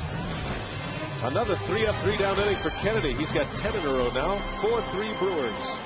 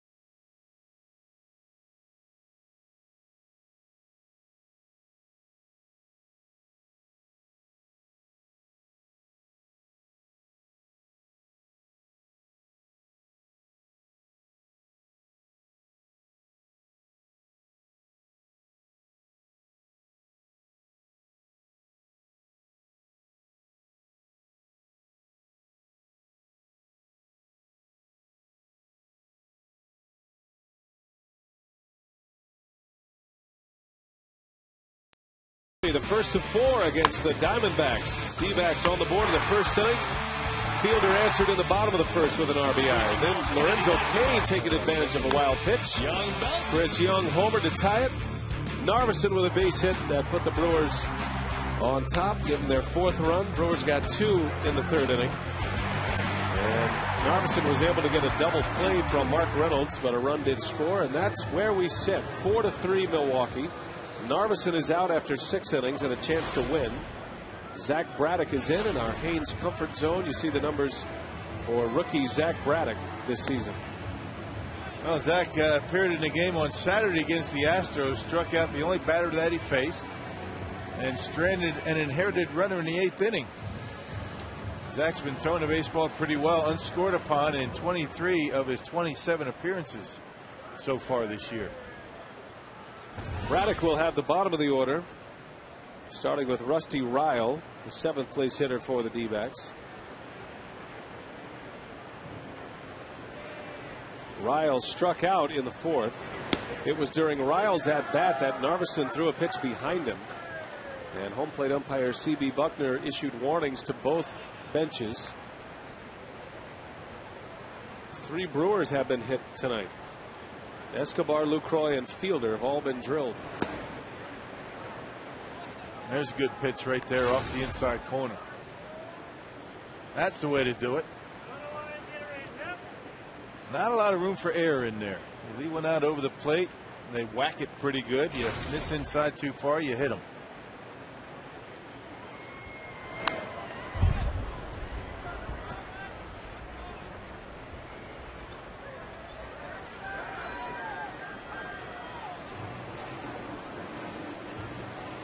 Braddock just 22 years of age. His fastball velocity has been a little bit down from what we saw when he first arrived, but still throwing hard and still a strikeout pitcher. Yeah, throwing hard for most lefties. And he still has been, working on that consistency with a slider.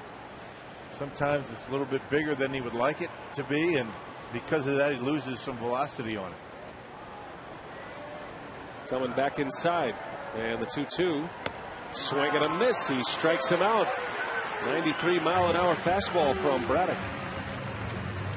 That's where you want the fastball in. We've got 2 strikes up and into that right-handed hitter, and a good spot for it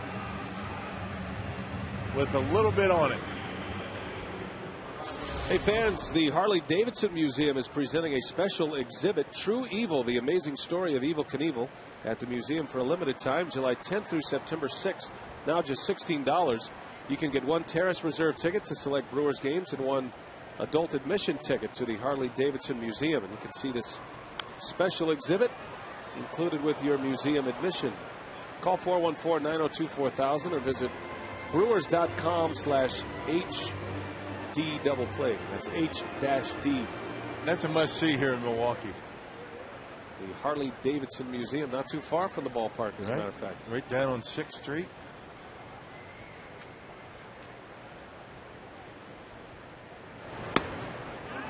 Parra takes a strike from Braddock.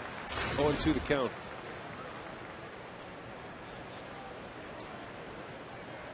Tonight, Parra is 0 for 2, a couple of ground outs.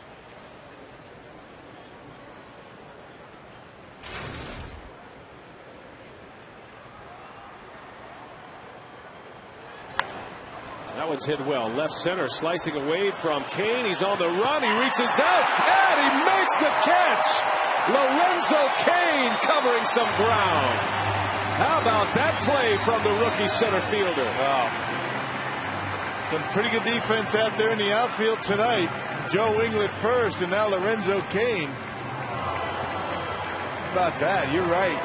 That's a good running catch. He had a long way to go and just barely able to get there. He was shaded over toward left center.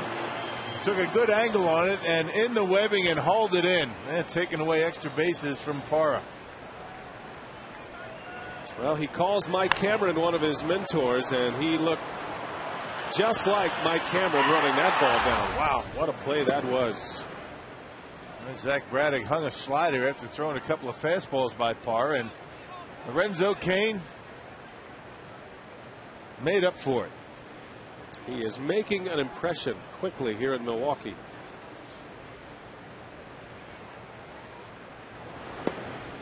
The pinch hitter is Bobby Crosby. You might remember Crosby with the Pirates earlier this year. Crosby used to play for Ken Maka in Oakland. He was a big prospect shortstop. Crosby involved in that trade with Chris Snyder going to Pittsburgh.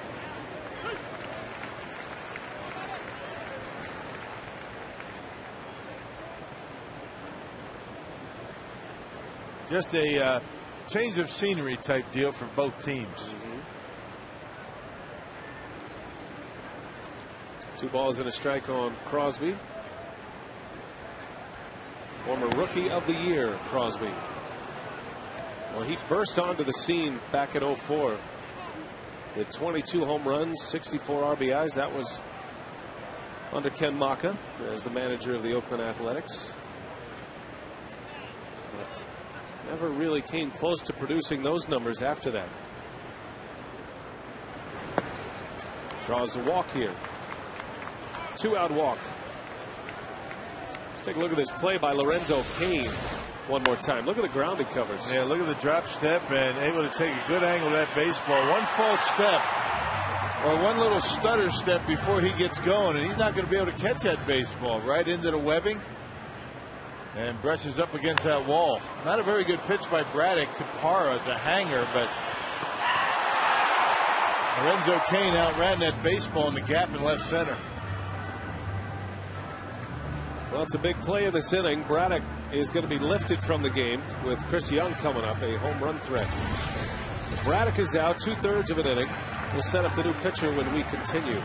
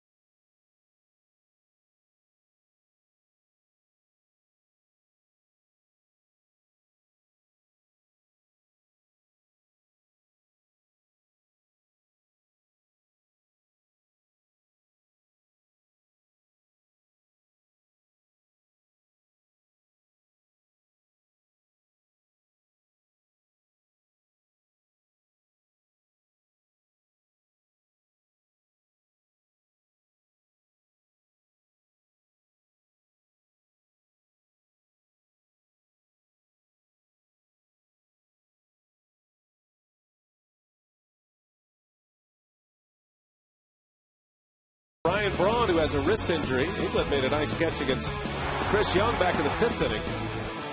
And earlier in this inning, Lorenzo Cain runs one down in deep left center. Cain thought of as a terrific defensive center fielder. He's also hit well this year in the minor leagues, and he has made a splash in the big leagues so far, making his 3rd start as a major leaguer. The new pitcher with Chris Young coming up, representing the go-ahead run, is the sinker ball specialist Cameron Lowe. Well, with a home run hitter up there, that's what you want to deal with. You want to have that sinker ball to keep the ball on the ground. 31st appearance for Lowe. 2-2 record at .257 earned run average. Last pitched on Saturday against the Astros.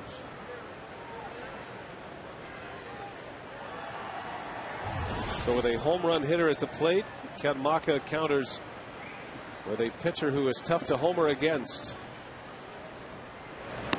Ooh, that one hung up in the strike zone. Strike one. A scary pitch. Yeah, so bad it was good. Yeah, Chris Young sees the spin, expects it to be on the outside corner, fooled him on the inside corner. That's not where you design it. Catchers don't catch a lot of those. He saws him off. Fielder backpedaling, and he's got it. And a big out for Cameron Lowe. Cain with a terrific play. The Brewers still lead.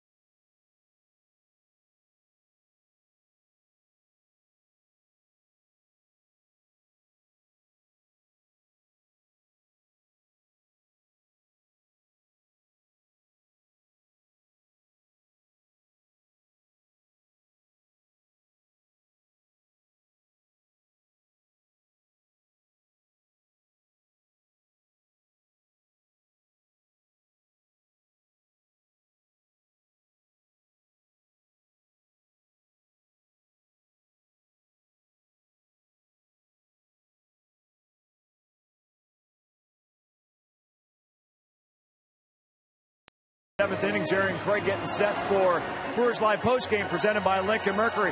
Interesting one today. Brewers lead this one playing shorthanded. The two All-Stars, Hart and Braun, out. Now it's up to the others in an interesting scenario the rest of the way in a close game. Well, it's actually a lineup of opportunity, getting guys on base, and when you get the guys on base, having them score some runs, and that's what they're doing. They're getting guys on base. Now they got to take advantage of it. Ken Maka telling us before the game he just hopes to have the right guys in the right place in that batting order. We'll see Ricky Weeks again in this inning, batting third for the first time this year. So we've got full post-game coverage coming up after the ball game. Brian and Bill. All right, Craig, Jerry, thank you. Looking forward to that. And an instructional tonight with Bill Schroeder and Jerry Augustine. What will your role be tonight in the instructional, Rock? We are going to talk about the difference between bunting for a sacrifice bunt and a bunting for a base hit. All right. Two things Jerry Augustine and I did quite a bit of. That's right. Bunting for base hits. Saw Craig Counsell at the plate, presented by Wendy's. Counsell in the 2-hole here tonight, a single and a walk, scored a run. 4-3 Milwaukee as we play in the bottom of the 7th inning. Now, in your days in college, I'm sure you bunted for a fair amount of base hits. Did you not? I was always bunting. Well, you should be down there helping us. I was a bottom of the order guy. I was basically a pitcher. Now, don't get me wrong. I was asked to sacrifice bunt quite a bit, but bunting for a base hit, not often. As I recall, during the Juan Nieves no-hitter, you bunted for a base hit. A push bunt towards second base. We will cover that. Nice, because that was kind of your thing right there. Now, what made you bunt for a base hit right there? Why not swing away and try to hit one out? Wasn't it a blowout? You asked me what my role is all the time. That was not my role. My role was to advance base running. I see. And if you happen to beat one out, all the better. Yeah. As Counsell goes down on strikes. But I did bunt for a base hit in that game. As Merling Vasquez, the new Diamondback hurler, Ian Kennedy goes 6 innings, 5 hits, 4 runs. He hits 3 batters, walks 3, and strikes out 4. Really settled down nicely once he started forgetting about that inside corner. As a matter of fact, Kennedy retired the final 10 Brewers consecutively to finish out his start tonight. But the Brewers lead it. Both starters are out after 6 innings. Narveson with a chance to win, 6 innings and 3 runs tonight. As Ricky Weeks bats for the 4th time. He's 1 for 3, had a single in the first. Weeks began the day 8th in the league in homers, 9th in RBIs, leading the National League in runs scored with 79.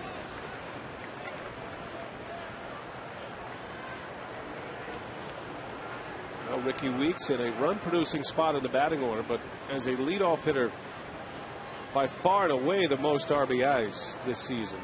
Derek Jeter is his nearest competitor, and he's right around 50. Weeks with 71. I heard Dale Swayman, we interviewed him in the 3rd inning, saying that we haven't seen the best yet of Ricky Weeks. He thinks there's still more left.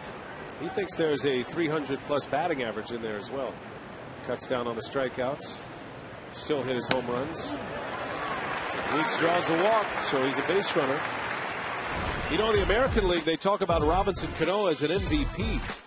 And look at the numbers between Weeks and Cano. Remember, Cano batting 5th in the Yankees lineup this year. Weeks typically hits leadoff with a pitcher hitting in front of him.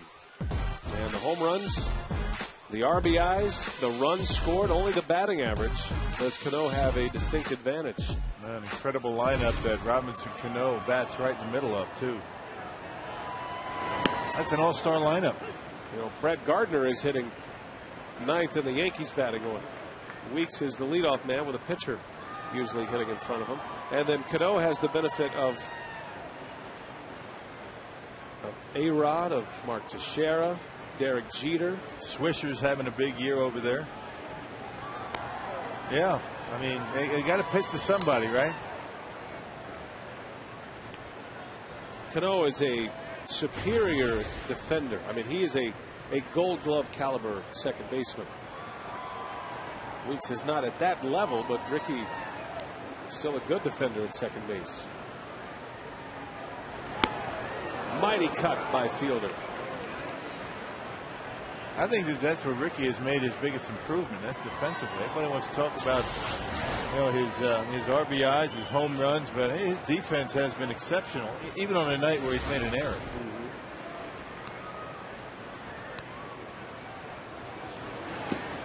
Now Weeks had an error earlier tonight in the third inning. Really, he's made some highlight reel plays for sure this year. Yeah, he's really smoothed things out and turning a double play. He used to rush a little bit too much and throw the ball away, but has not done that. Nice and easy, slowing things down. 2 balls, 2 strikes on Prince. A check on Weeks at first. Yeah, Vasquez got a pretty good changeup that he will throw to lefties. There's a lot of sliders to right-handers and changeup to lefties.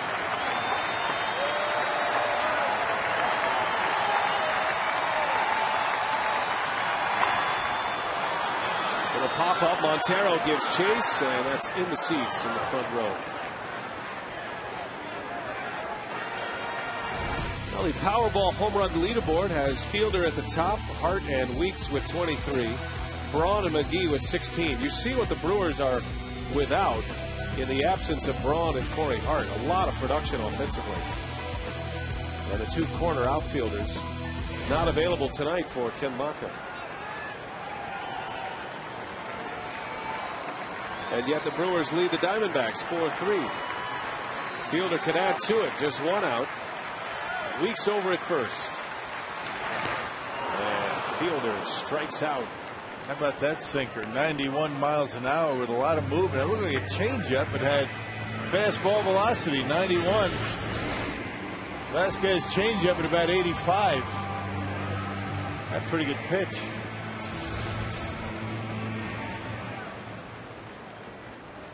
Casey McGee with 2 away. Casey with a big day at the plate yesterday in the win against the Astros that completed the sweep. Casey drove in 4 runs, had 2 hits, a double and an RBI, and a 3-run homer. And his home run came in the 4th inning. McGee matching his total from last year, his Powerball home run number 16. That was a big home run. That stretched it out at the time to an 11-4 lead. Brewers had an 8-4 lead. Astros had scored a couple of runs. The way the game was going, you weren't sure that was going to be enough. But McGee went deep, and the Brewers would end up winning the game 11-6. Gallardo picked up the win.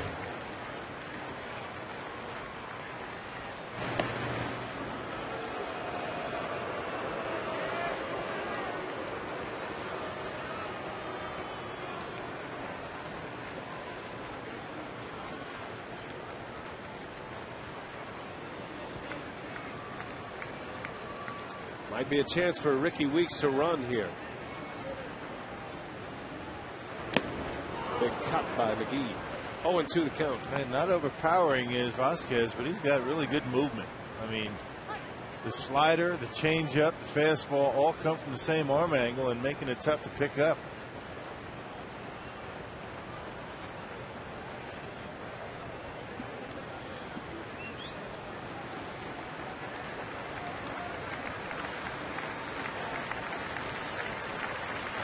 Pitch out. Diamondbacks thinking something was on there.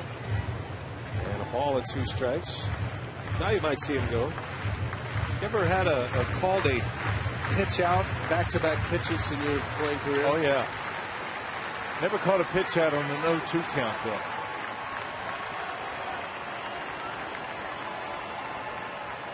Weeks stays put, and McGee tomahawks 1 foul.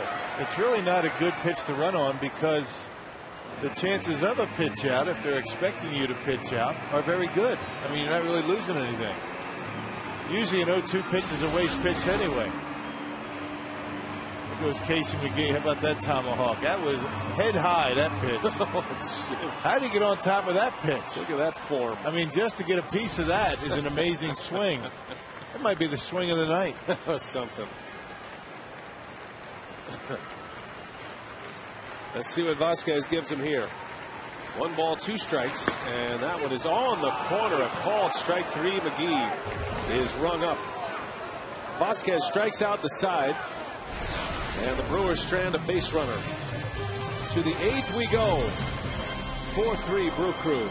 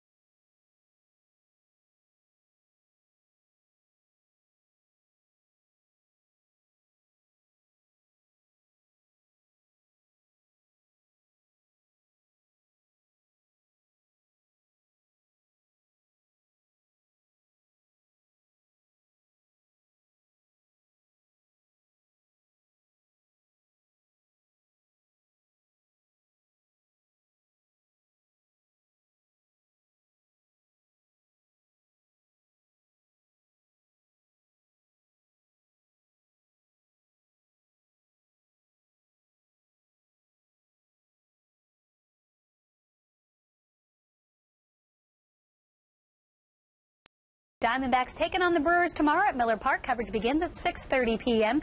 It'll be another steamy evening and maybe a better chance for a few thunderstorms tomorrow. First pitch, 84 degrees. All right, Kate, thank you. And we want to invite you to join us for Brewers Live postgame, sponsored by Lincoln Mercury. It'll include our on-field instructional, which will focus on bunting, the difference between bunting for hits and bunting for a sacrifice. Lorenzo Cain has a bunt single in tonight's game. Back to the action here. Brewers lead 4-3. And Kelly Johnson leading off for Arizona. Cameron Lowe is on the mound. He got the final out of the 7th. And at this moment, you're wondering who Ken Maka will use as a closer if it gets to a save situation. Weeks makes the play for out number 1. Well, it's nice that he has options, right? He has 2 closers. Yeah.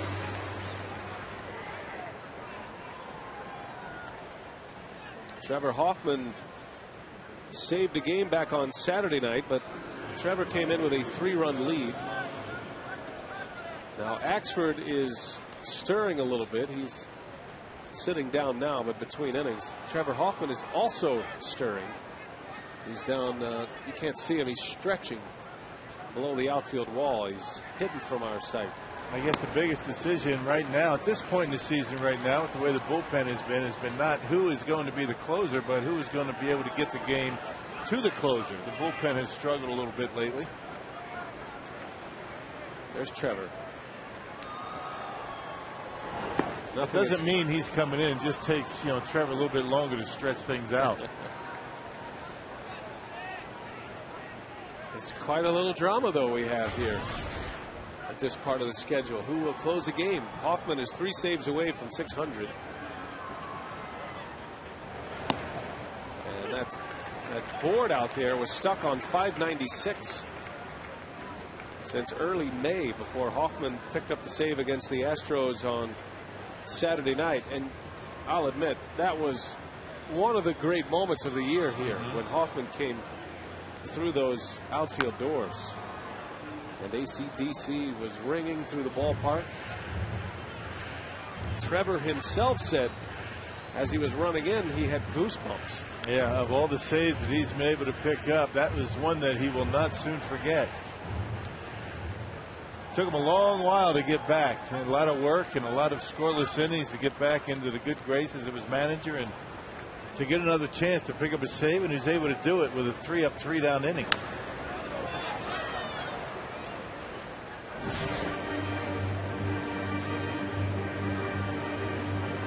Cameron Lowe dealing with the tough part of the Diamondbacks order.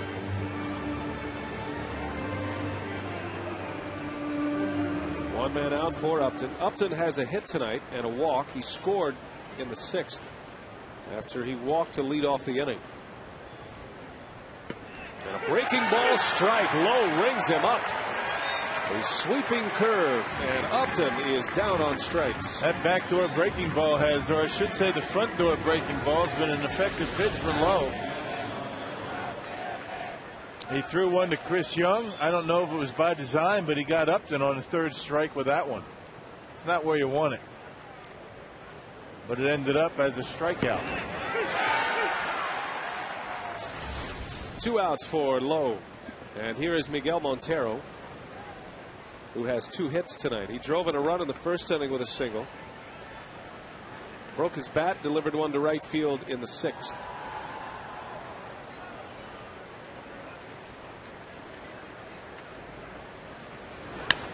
That one's hit hard left field. Inglet going back.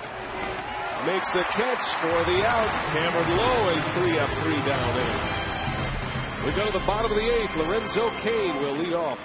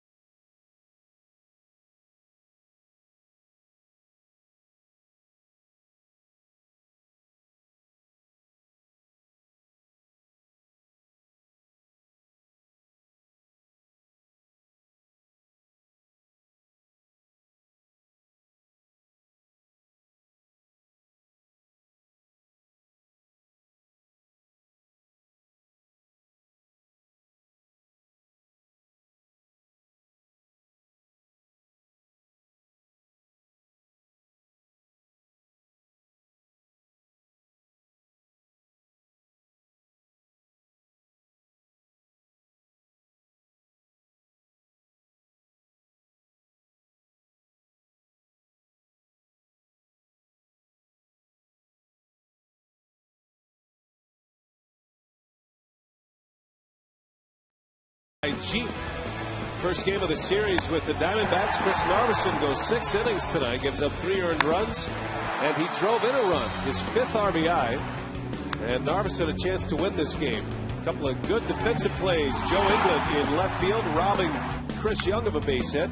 And then how about this play from Lorenzo Cain?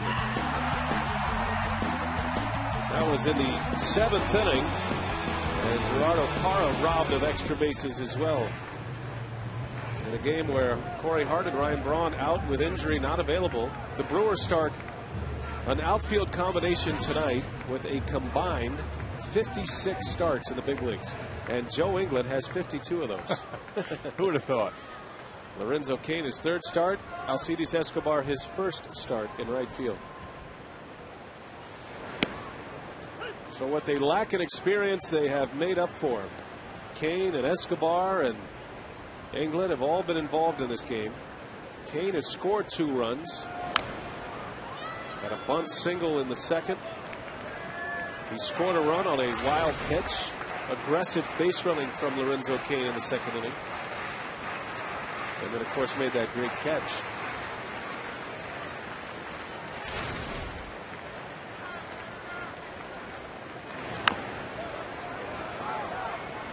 Cain saying that's off his foot. C.B. Buckner hesitated to make the call, but based on Cain's reaction, he finally calls it a dead ball. That looked like third base umpire, finally called foul. Did not hit anything. Good acting job by Lorenzo Cain. Might have got a piece of the toe, though. On the bounce. Got a piece of that shin guard. In the batter's box, that's okay. 0-2 to Kane. And down he goes on strikes. DJ Carrasco picking up a strikeout to his first hitter.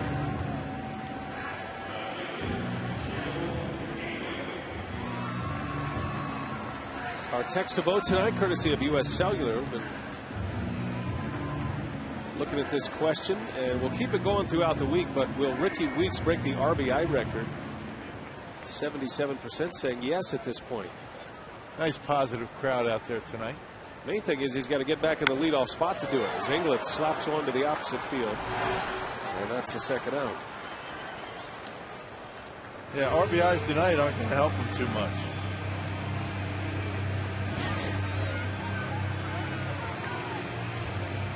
Carrasco, the second reliever used. Kennedy started, went 6 as Merlin Vasquez struck out the side in the 7th inning.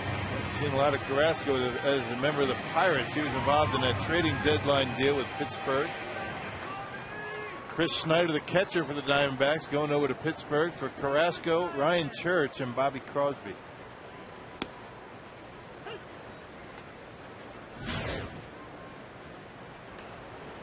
John Axford, the answer to your who will the closer be tonight question. Well, a pretty good sign here as we're looking down at the on-deck circle in case that spot comes up. Corey Hart has made his way to the on-deck circle. So can't be too bad. Good enough to hit. Now, we were told that Hart would not be available before the game, but still no sign of Chris Dickerson.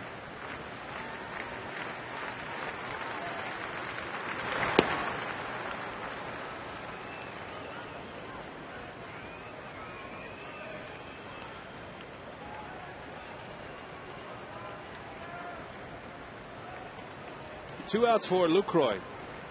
4-3 Brewers. They lead by a run. And Lucroy is down on strikes. The inning is over.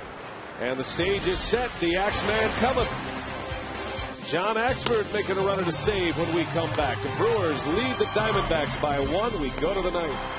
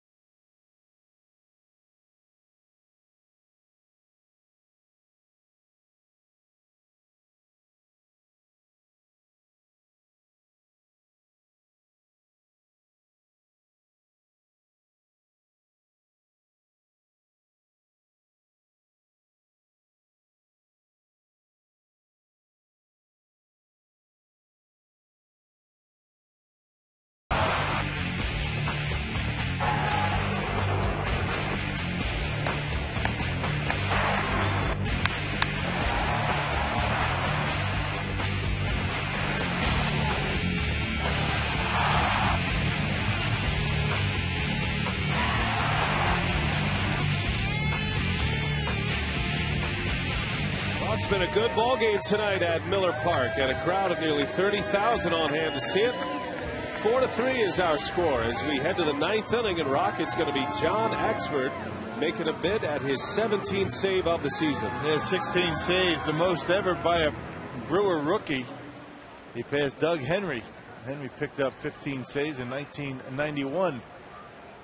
He pitched in yesterday's ball game, shook a little dust off of himself, hadn't pitched since last Tuesday. Boy, and what a matchup here to get this inning started. The home run hitting Mark Reynolds.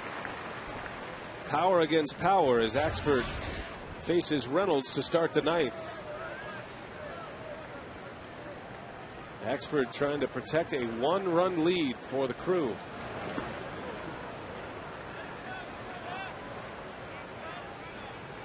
Axford picked up save number 16 in Chicago last Tuesday. That gave him the Brewers franchise record for rookies. It has been the success of the curveball and the consistency of the curveball that has made him so good this year. That pitch right there, throwing it for a strike. Where's that?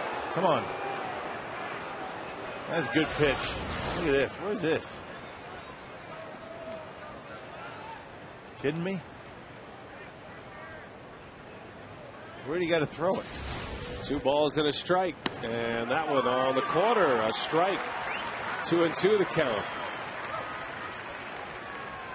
Well, Axford was not with the Brewers when Milwaukee went to Arizona the last time these teams matched up. He was pitching in AAA as a setup man. The 2-2. Reynolds lays off. Full count. Reynolds with plenty of power. He's hit 25 home runs this year. Well, you know he's sitting fastball right here, and what we've seen of John Axford, not afraid to throw the breaking ball in this situation. See what he does. 3-2. Curveball miss. So Reynolds draws the walk. And the tying run is now aboard. The go-ahead run coming to the plate. At this point, Chris Narveson is our Menards player of the game. 6 innings, 3 earned runs. He also knocked in a run with a base hit. And good job by Narveson. He did give up a run in the first inning, a solo home run in the third to Chris Young, but that was it. Really did a nice job commanding all of his pitches tonight and drove in what would right now be the winning run. Here's Drew. Well, Cameron Lowe gets 4 consecutive outs to get it to Axford in a save situation. Lowe impressive again tonight. Stranded a base runner in the 7th, got the final out of the 7th, and then a 3-up, 3-down 8th. Cameron Lowe. Axford has fallen behind. 2-0 the count on Drew.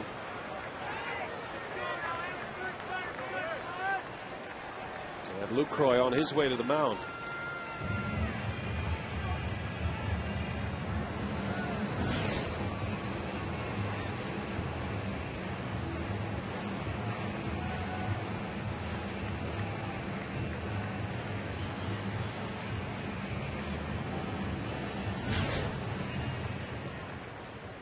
Stephen Drew runs well. He's a tough hitter to double up. He'd have to hit one hard at an infielder for the Brewers to have a chance to turn 2 on him.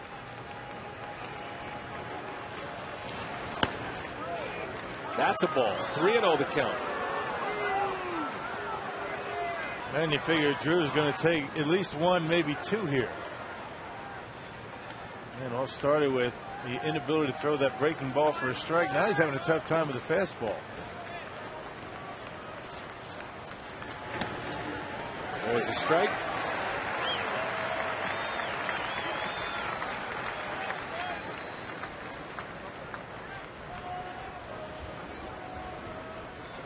Kirk Gibson and Bo Porter talking a little strategy down the road. 3 balls, 1 strike on Drew. And he walked him. And Axford is in trouble now. Back-to-back walks, 2 on to start the 9th inning in a 1-run Brewer lead. Well, Diamondbacks do walk quite a bit. We've talked about their strikeouts, but in stark contrast, and usually not the case, they walk a lot. They're 2nd in the league in walks. Showing good patience here tonight. I mean, that at bat for Mark Reynolds was a tough at bat. He took a couple of pretty good breaking balls. One looked like a strike. And then John Axford had a tough time throwing the fastball over the plate to Stephen Drew. Well, with 1st and 2nd, nobody out, Kirk Gibson pulls back Adam LaRoche, and he's probably going to have Augie Ojeda go up there to bunt. Remember, neither one of these two teams are very successful at dropping down sacrifice bunts.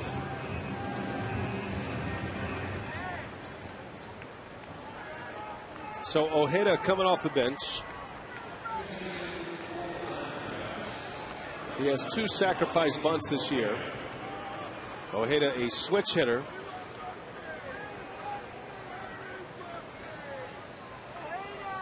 Most of his at-bats have come as a left-handed batter against right-handed pitcher. 2 on to start the inning. Nobody out in the 9th. And Ojeda takes a strike. Bunt attempt. Watched it go by for strike 1.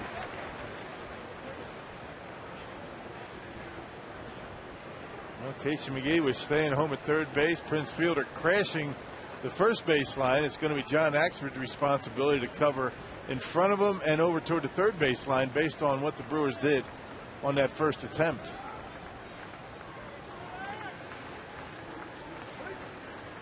Ojeda squares. He takes. Lucroy blocks. And keeps the runners at the bases. Good play back there from Jonathan Lucroy. How about Prince crashing for the bunt, able to pick up that baseball. Watch Ojeda. He just stands there in the batter's box. He has every right to just stay there, and he's blocking off Lucroy. And using his bat. Yeah. That's like cross-checking in the NHL. Look at him. No, I'm just standing here. Everything's cool. Hey, you do the same.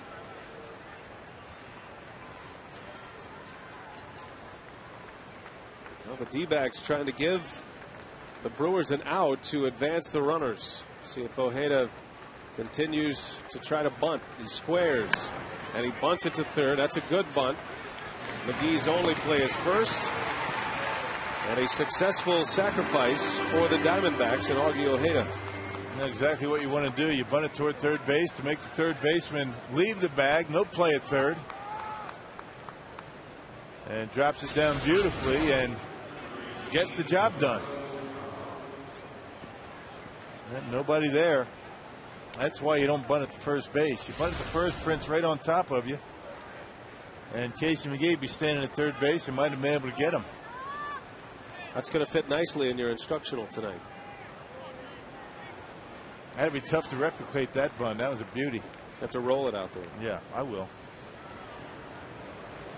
All right, so the game on the line here. Axford with 1 away could use a strikeout. Gerardo Parra will bat for the D-backs. And a fastball strike, 95 miles an hour. I'm a little surprised that they're not using Adam LaRoche right here, but they're using him. He's on deck. Who would you rather have up there for a fly ball? I guess the pitcher's spot is due up.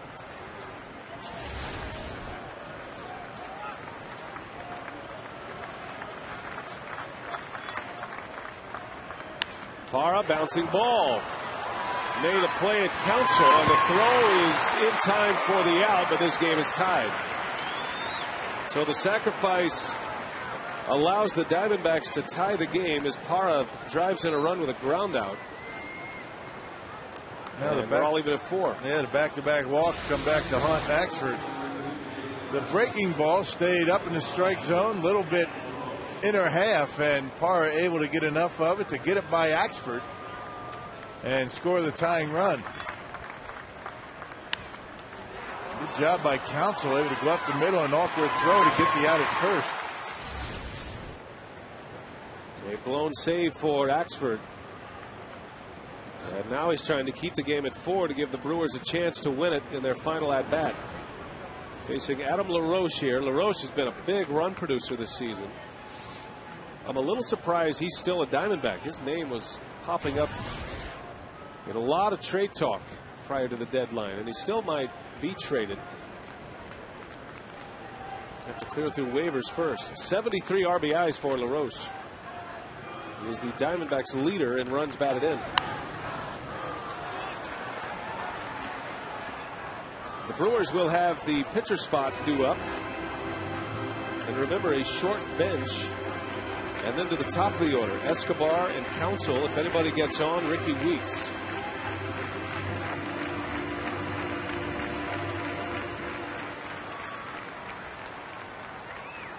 Still no sign of Chris Dickerson.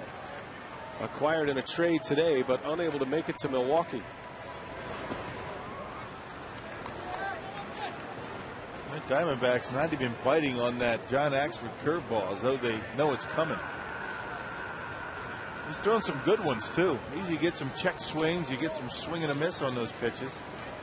Not tonight. They've taken them all. Makes you wonder if he's tipping pitches at all. There's a good pitch. Big fastball, one of his best of the night. 96 miles an hour, and it's 2-2. Right on that inside corner. Good pitch by Axford.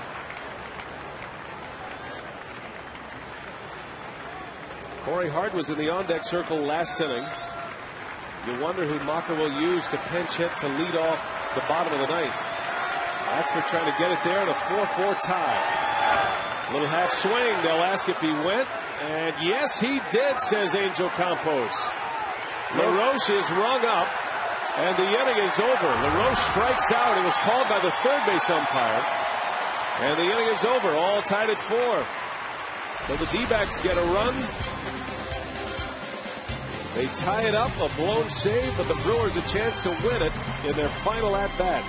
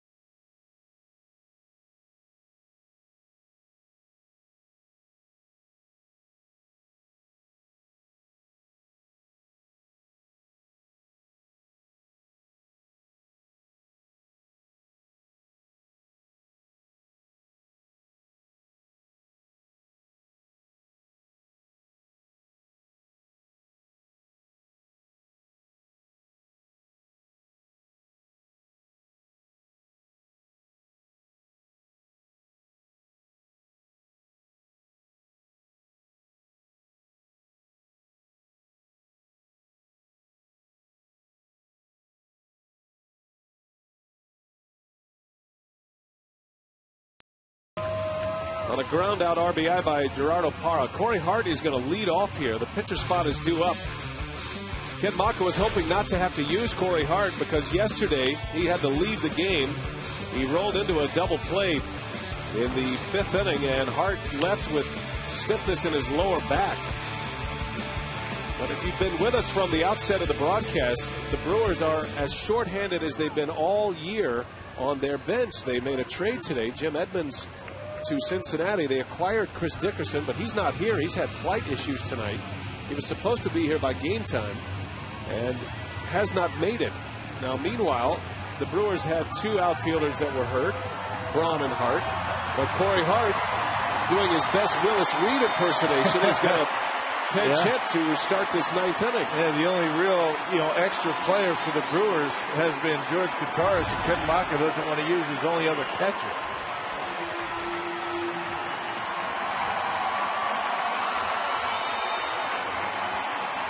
Well, in a game where Maka has had to use his starting shortstop in right field, his best pinch hitter as the left fielder, Corey Hart will lead off, and we'll see how stiff that back really is.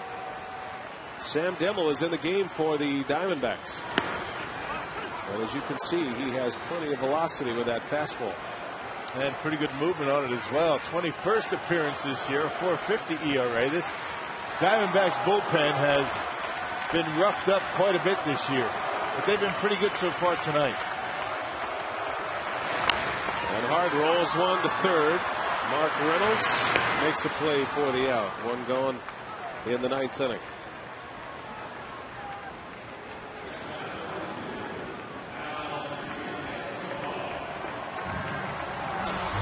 Boy, rolling over on what looked to be a slider away from, just hooked it. And an easy ground ball out to Mark Reynolds over at third base. Maybe Corey Hart looked over there and saw Kirk Gibson and thought about 1988 and said, you know, if he was all right to go, I could give him a shot here. But he's out, and here's Escobar. Dimmel came to the Diamondbacks from the Oakland Athletics. He was involved in a trade earlier this year for Connor Jackson. Adam LaRoche, who struck out to end the ninth, stays in to play first. Yeah, had some pretty good numbers down in the minor leagues. AAA Sacramento.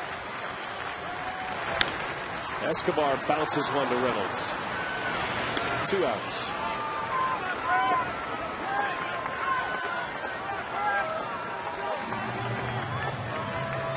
Well, the Brewers had a 4-3 lead going to the ninth. Axford walked the first 2 and gave up the run. A blown save for Axford, his second of the year.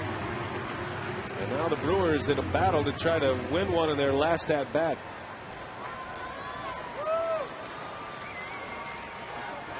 The Brewers had a final at-bat win on Friday night here against the Astros to start the homestand. That was that 4-run comeback with a 6-5 win over Houston.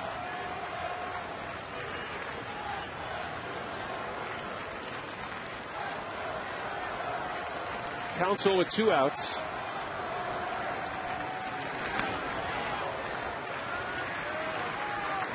Former Diamondback. He was the National League Championship Series MVP in the Diamondbacks World Series winning year of 01. And they beat the Yankees, snapping that Yankees run at 3 consecutive titles.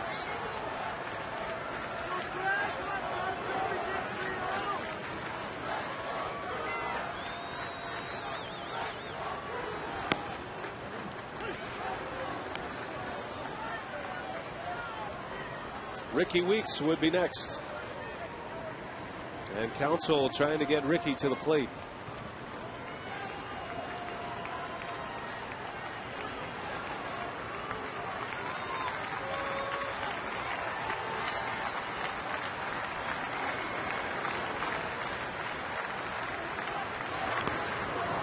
Two and two. Counsell had a big cut. This bullpen for the Diamondbacks has been very good tonight. They've only allowed the 1 base runner. That was a walk in the 7th inning. As a matter of fact, that walk the only base runner for the Crew since the 3rd inning. And this bullpen earned run average this year is at 6.45, showing no signs of that tonight. Got a lot of new faces in there this time around. Yeah. 2 balls, 2 strikes on Counsell with 2 outs in the ninth.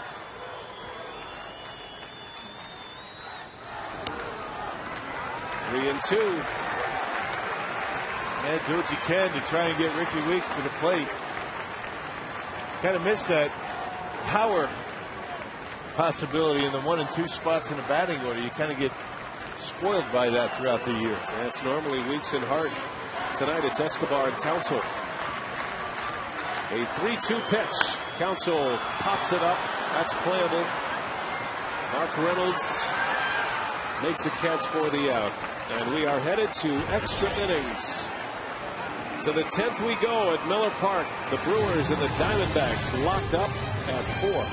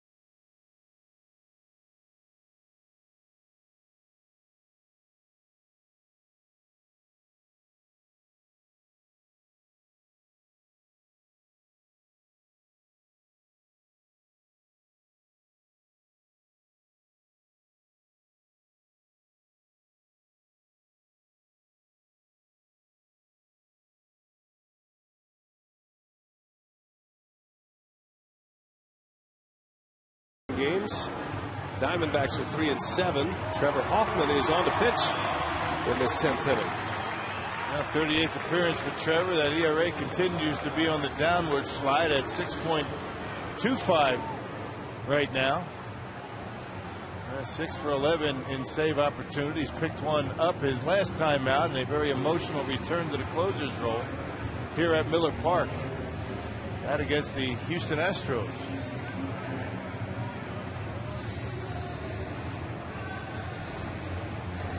Hoffman will have the top of the order coming up in the 10th inning.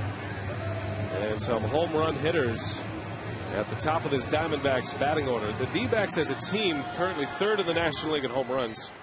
The Brewers lead the league in that category. This is the Diamondbacks' 11th extra inning game. So far this year, they're 3-7. Chris Young leads off. He's homered tonight. Hit one out in the 3rd inning. His 20th home run of the year. And he is back in the 20-20 club. At least 20 homers and 20 steals in the same season. He has 20 homers and 22 stolen bases now.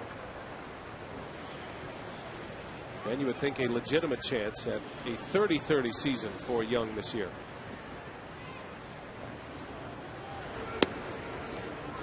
A little breaking ball from Trevor, missed. Ball and a strike.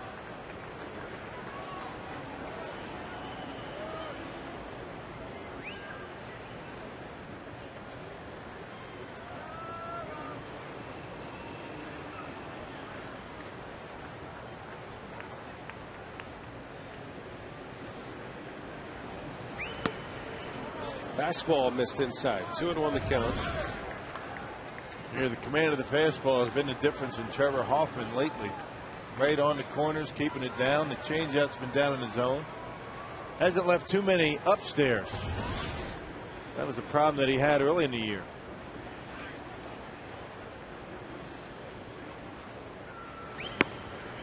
That's a good pitch. That's what we're talking about right there. 79 miles an hour right at the knees. And a beauty. Changeup. And a beauty. 2-2 the count on Young. Hoffman's last save until the save he had against the Astros back on Saturday night was against Arizona. That was May 7th. That was number 596. Man, just missed. Full count. Hoffman thought he had him rung up. That's an awfully difficult pitch to take and rewarded. Looked like it might have been off that inside corner. Looking away and got fooled inside. That's why he jackknifed out of the way. Bouncing ball to short. Counsell's got it. Young retired. One away. Good battle there between Hoffman and Young, and Trevor gets the out. Always important to get that leadoff out. Makes it much more difficult for that offense. That was the problem that Axford had. He walked his first batter.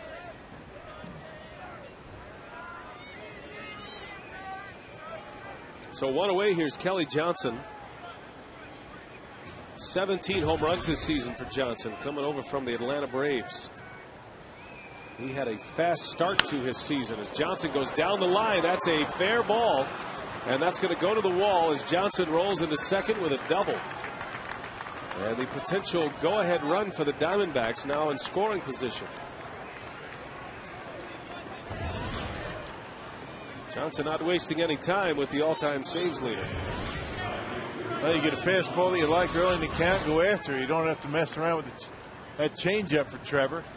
Fastball away, might have been off the plate, but Johnson goes right with it down the left field line for a one-out double. Good piece of hitting by the Diamondbacks second baseman. His second base hit tonight. That's a good-looking stroke, isn't it? That is. Got on top of it, lined it down the line down there. Now the Diamondbacks three-hole hitter, Justin Upton. 1 for 3 tonight, a single and a walk. He's taking a hack early as well. That's one of the things you actually like to see against Trevor Hoffman. You like to see hitters swing early in the count. You know, when Trevor's right, he can have some quick innings, getting guys to chase early. Yeah, just as long as those pitches are on the corners and not left down the middle.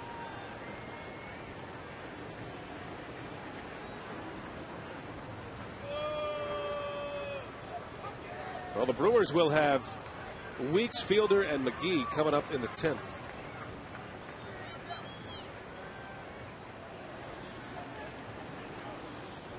Hoffman hoping to turn it over in a tie as Upton takes a strike. 0-2 the count. He tracked it all the way in. C.B. Buckner brings him. Change up down and in.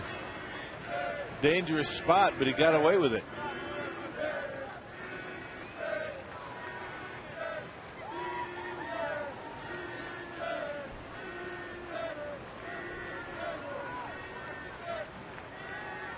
Johnson at second, and the 0-2 in the air, shallow center. Back is Weeks.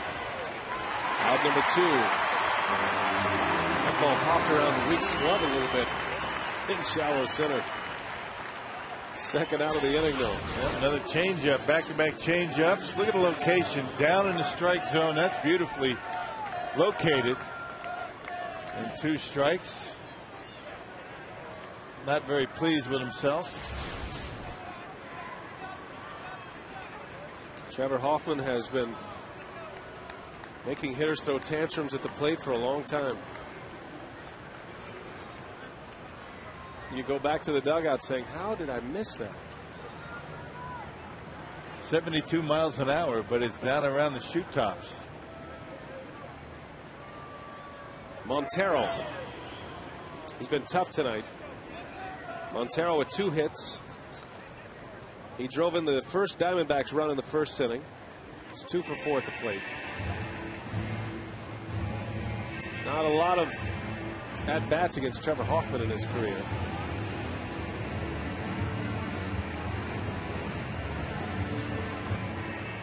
Now Montero scares you. He's a good hitter. And this is where those corner outfielders playing very deep, kind of works against you, because a base hit through the infield, and all of a sudden that's an awfully long way to go to get it and to throw it. Well, Hoffman is going to walk Montero here, setting up quite a matchup between Trevor Hoffman and Mark Reynolds. He got behind 2-0. He didn't want to. Ken Moggan didn't want to risk allowing the Diamondbacks to go ahead on a 2-0 count. Put him on first base, set up a force out, and go after Reynolds, who's a right-handed batter, with a fresh count. Yep, so here is Mark Reynolds. And if you're the Diamondbacks, this is the guy you want at the plate right now.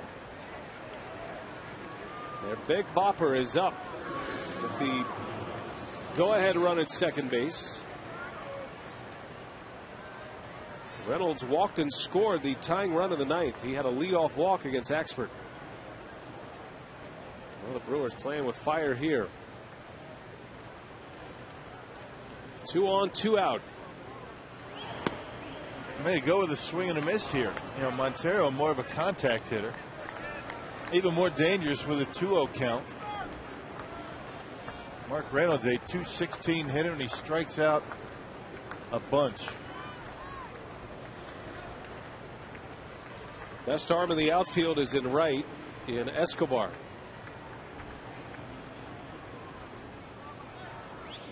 Oh, mighty cut. How about that swing from Reynolds? Trying to hit one into Lake Michigan. That fastball at 85 miles an hour. Here it is, hit it, says Trevor Hoffman. Right down the middle, but a little bit up. One ball, one strike on Reynolds.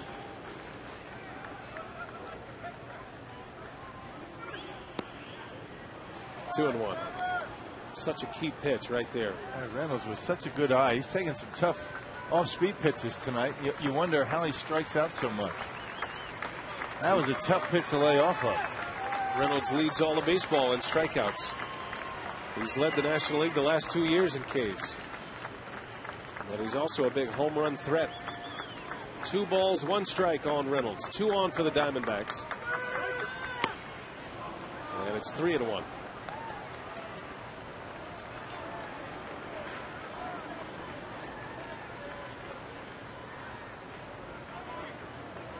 Reynolds is hitless tonight. Just his 2nd game back after he missed 3 with a head injury. Was hit by a pitch last week in Arizona in the helmet. Full count and another big cut. Took a little off. Might have been a slider. Looked like a slider. Acted like a slider. Must have been a slider. He doesn't throw many of those. See what he does. 3-2. 2 outs in the 10th. Diamondbacks threatening.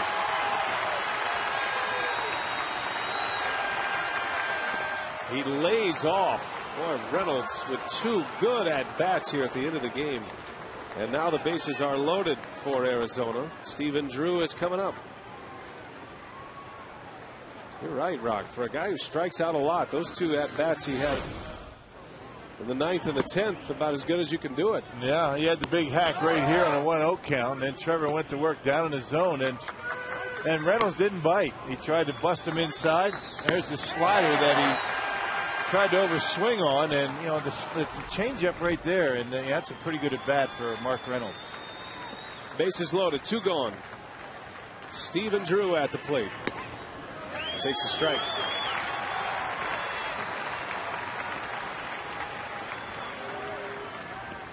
He's had some success against Hoffman. 2 of his 3 hits, home runs, in 9 trips to the plate.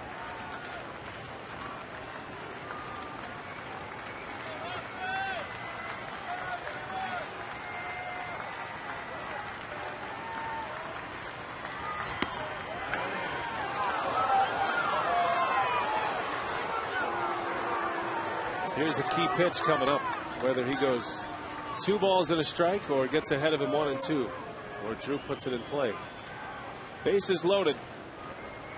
Ryan Church is on deck.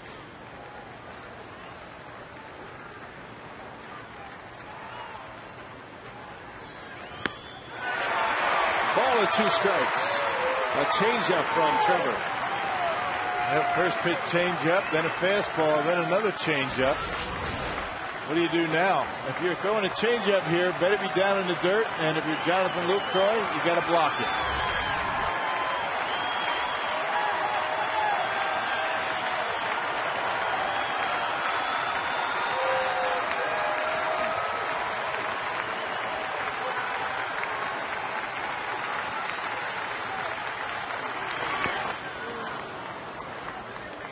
Lucroy keeps it in front. Drew doesn't bite, and it's 2-2.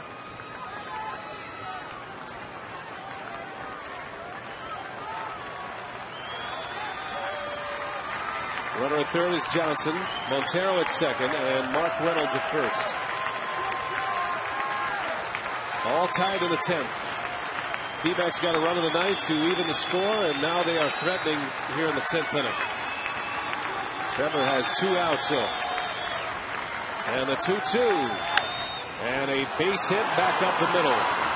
1 run is in. Johnson. Here comes Montero, and he scores. And it's a 2 RBI single for Stephen Drew. The Diamondbacks lead at 6-4. Yep.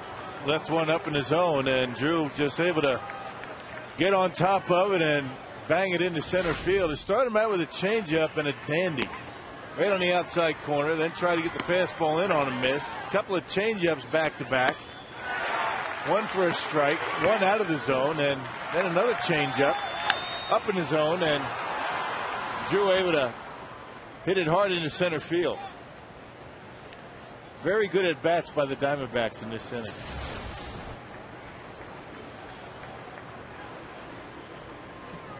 Here's Ryan Church, and there's strike 1.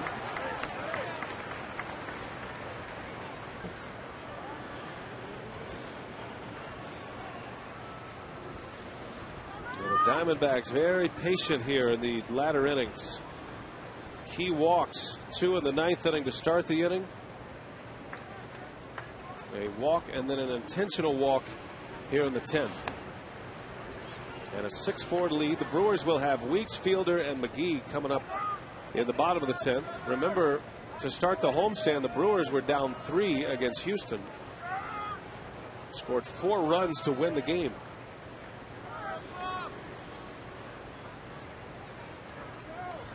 Church coming over to the Diamondbacks from the Pirates.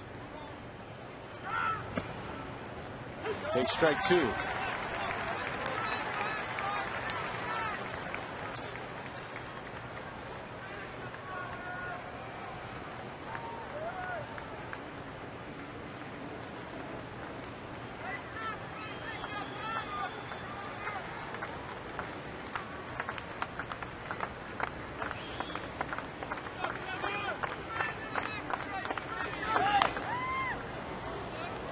Church hanging in there.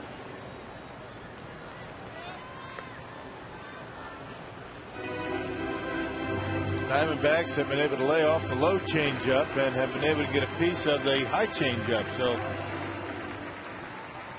their approach has been impressive tonight here against Trevor Hoffman. Laying off some tough pitches and finally getting some pitches up in the zone. Church, as a member of the Pirates, took a number of called strike 3s against the Brewers earlier this year. Hacking away here, and he stays alive at a ball and 2 strikes. Kind of the beginning of the end against the Brewers, as a matter of fact. Church in a platoon role with Pittsburgh.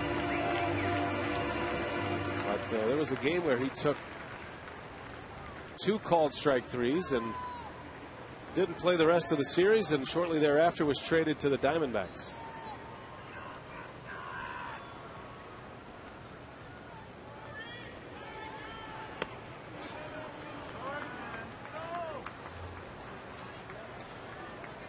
St. Louis beat the Reds tonight 7-3. Chris Carpenter now 13-3. He beat Mike Leake. Jim Edmonds was 0 for 4 in his debut as a Red. Astros beat the Braves 10-4.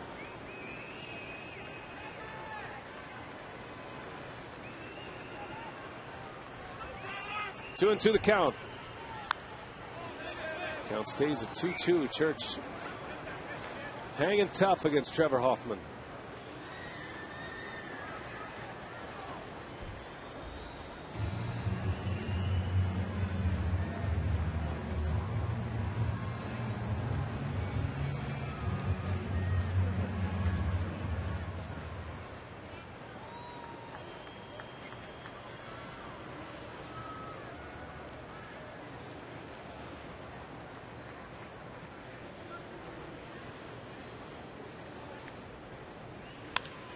On the ground, base hit, right field. Escobar up with it. They're going to send the runner. Here's the throw. And it's up the line. And another RBI hit for the Diamondbacks. Ryan Church with a 2-strike single. And it is 7-4 Arizona.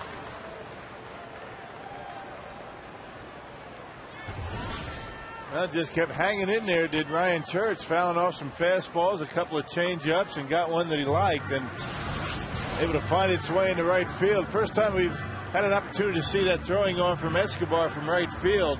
Had a lot on it.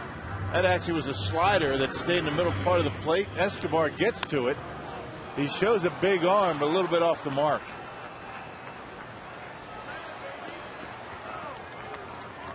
Well, a good throw and a chance at an out at the plate, but that's asking a lot from a shortstop. Yeah. Making his first start of his career in right field.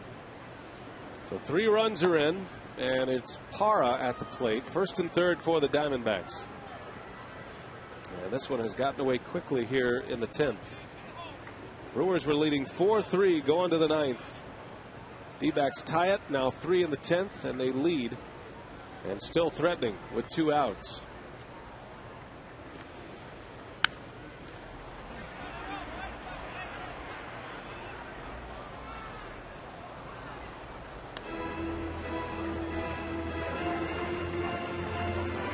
You figure Trevor has one more hitter.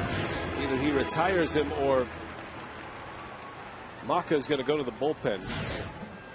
Hoffman with 35 pitches at this point.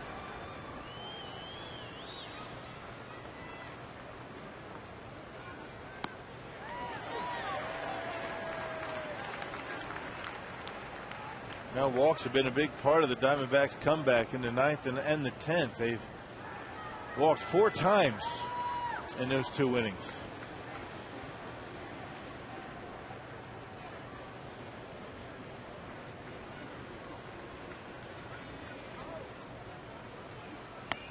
Got him. Inning is over. Hoffman with a strikeout to end it, but the Diamondbacks get 3. And the Brewers are in a hole as we go to the bottom of the 10th.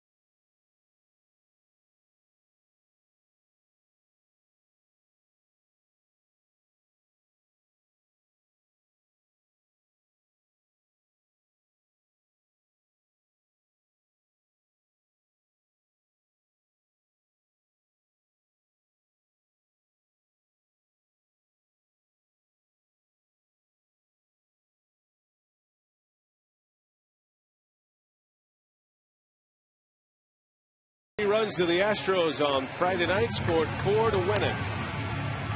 And here we are in the bottom of the 10th, and Aaron Heilman is on the pitch for Arizona to try to finish it off. Yeah, 5 saves for Heilman. That leads the club right now. 51st appearance for the Diamondback sinker baller. A .346 earned run average. 40 strikeouts and 22 walks in 52 innings. Look at the home run total, 7 allowed so far this year. Get a couple of men on and somebody knock one out of here. 2 bloops and a blast. Might as well make it 3 bloops and a blast. Heilman had pitched in 4 consecutive games. Did not pitch yesterday, so he's right back on the mound here tonight for Arizona. Ricky Weeks leads off.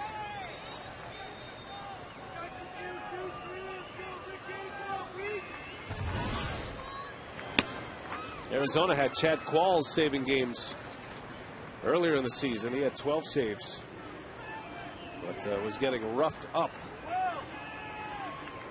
Qualls was traded to Tampa Bay. So Heilman has taken over. And that is a swinging strike on Ricky Weeks. 0-2 the count.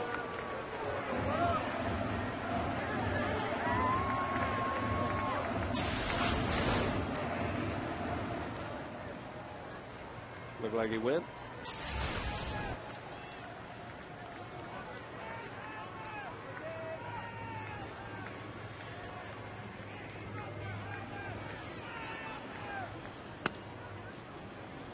Now tomorrow the Brewers will send up Manny Parra against Barry Enright.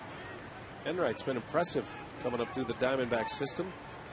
And now 3-2 in the big leagues with a 2.81 ERA. Man, not bad.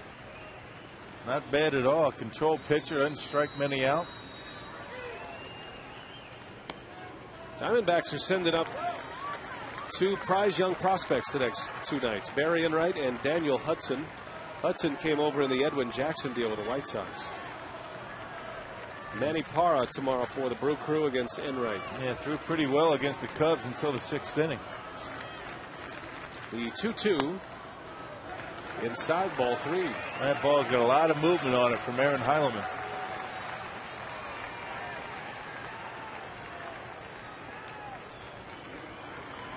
the Brewers had their comeback against the Astros, Lindstrom, the Astros closer, actually got the first out of that final inning. As Weeks rips one deep right center. Back is Upton. He's got it for out number 1. Boy, he hit it hard, but right at Upton. Yep, good approach. Fastball outer half up in the zone, and Ricky went right with it. Can't hit it much better than that.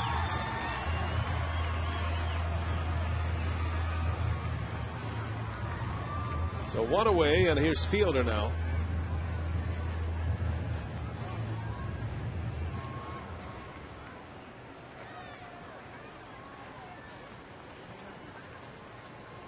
Brent's with a hit and an RBI. He was hit by a pitch.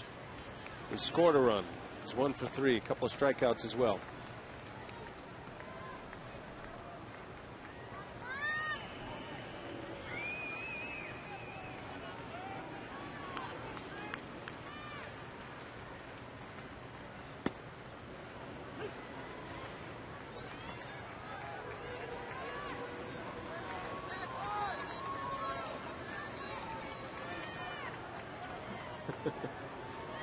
He's making a prediction up there. Looking for 4 runs. He can feel it. He's not the only one.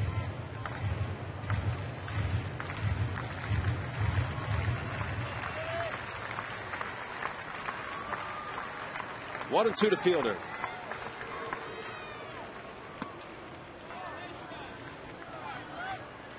Well, we wonder when Chris Dickerson will arrive.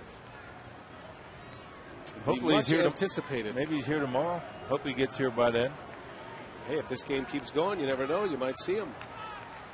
All kind of flight issues tonight, Chris Dickerson. Jim Edmonds made his flight, and he was in the starting lineup for the Reds tonight. He was 0 for 4. Dickerson was thought that he'd be here by game time, but had some trouble with some flights and delays and what have you, and still not in uniform yet. The Brewers have played this game, and wouldn't you know it, go to extra innings with just 1 bench player. Fielder into center field, and that's going to fall. A base hit. That's a good start. So Prince with a single. First base hit for the Brewers since the 3rd inning. Where have the hits been? Diamondbacks with the worst team earned run average in the National League, and the Brewers have been stymied since the 3rd inning. Until now. All right, the Brewers need another base runner.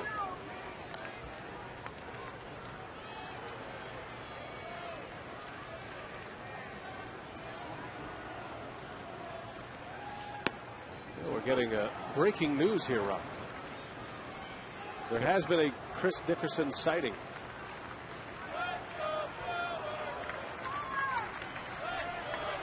There he is in a Brewers uniform.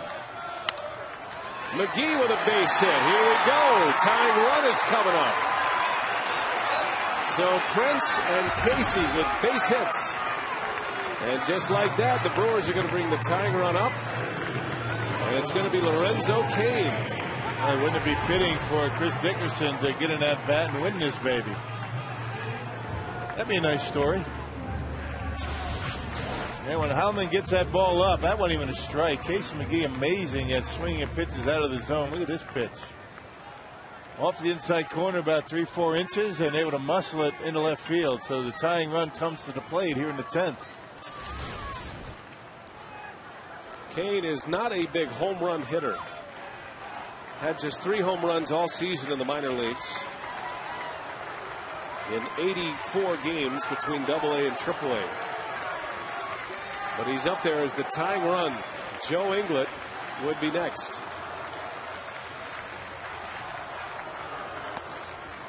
And strike 1 to Lorenzo Cain.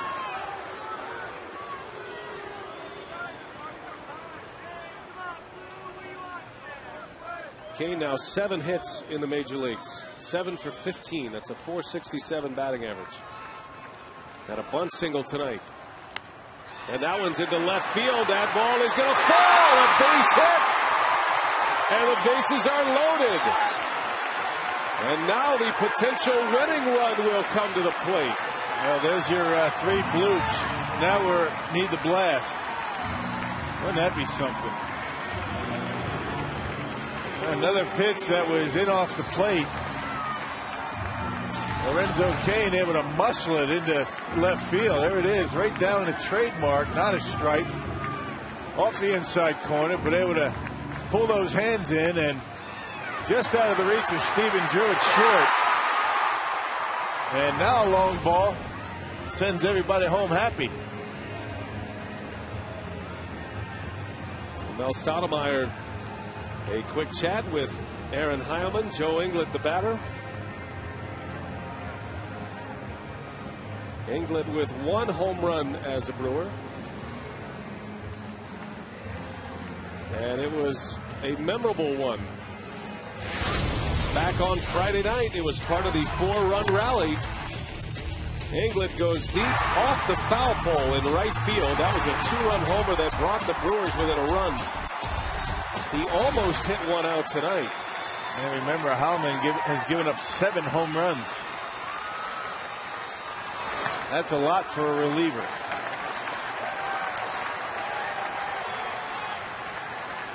Just 1 out. 3 straight hits for Milwaukee. Fielder, McGee, and Cain all with singles.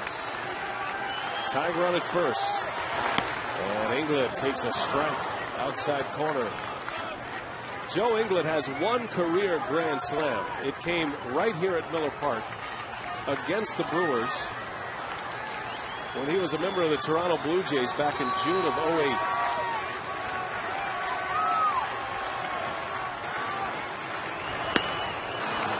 One and 2 the count. He took a shot at it.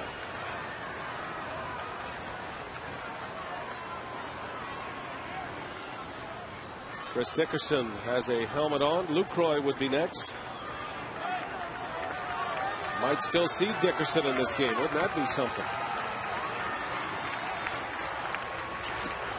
Just got a piece. Inglet barely tipping that baseball to stay alive. That took a little off, did Heilman, and Inglet out in front, but able to get a piece of it.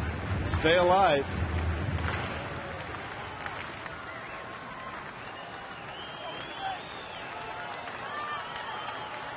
Diamondbacks are looking for a double play ball to win the game. Inglet trying to keep it going here. The 1-2. And a little half swing. Foul ball.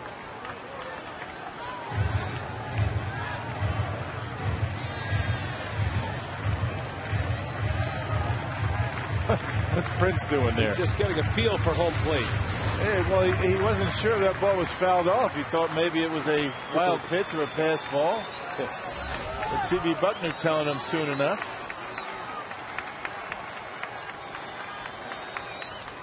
It ain't over. The 1-2. Ball 2.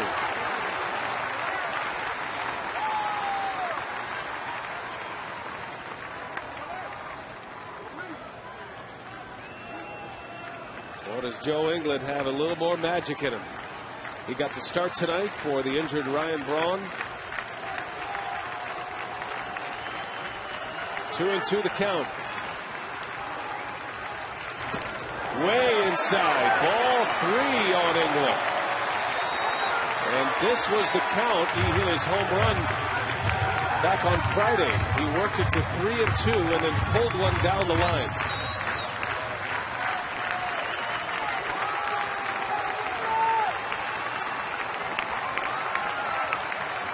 Just trying to get on base somehow.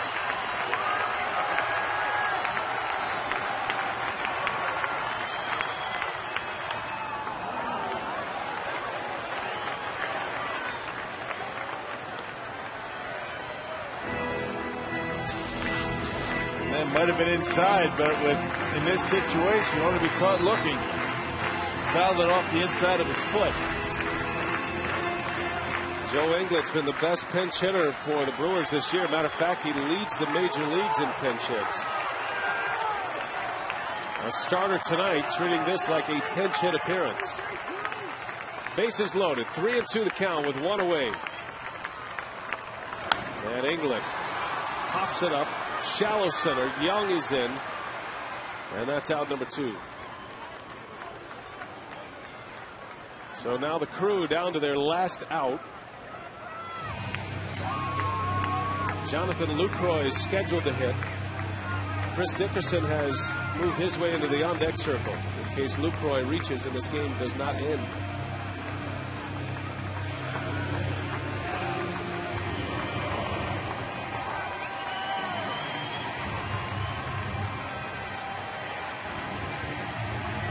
So Lucroy steps in the spotlight here.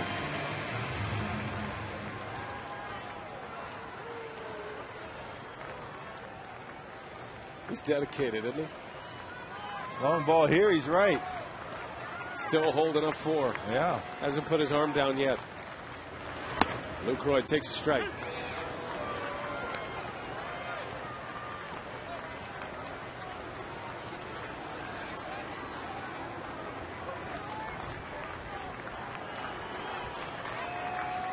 Lucroy with 2 homers. Strike 2. Boy, that was a well-placed fastball from Heilman there. Yeah, that's where he is his toughest, when he's down in the zone like that with that moving fastball. Bases loaded. Odds are against Lucroy now. Down 0-2. And a little bouncer. Slow roller. Johnson to first, and that's the ball game. The Brewers strand the bases loaded. They put up a good fight, but drop this one 7-4 to the Arizona Diamondbacks. Still much more to come on this game. We check in with Craig Kashan, our Brewers Live, sponsored by Lincoln Mercury. Craig? Okay, Brian, thanks very much. Tough loss in the late innings for the Brewers here. They were in position to win this.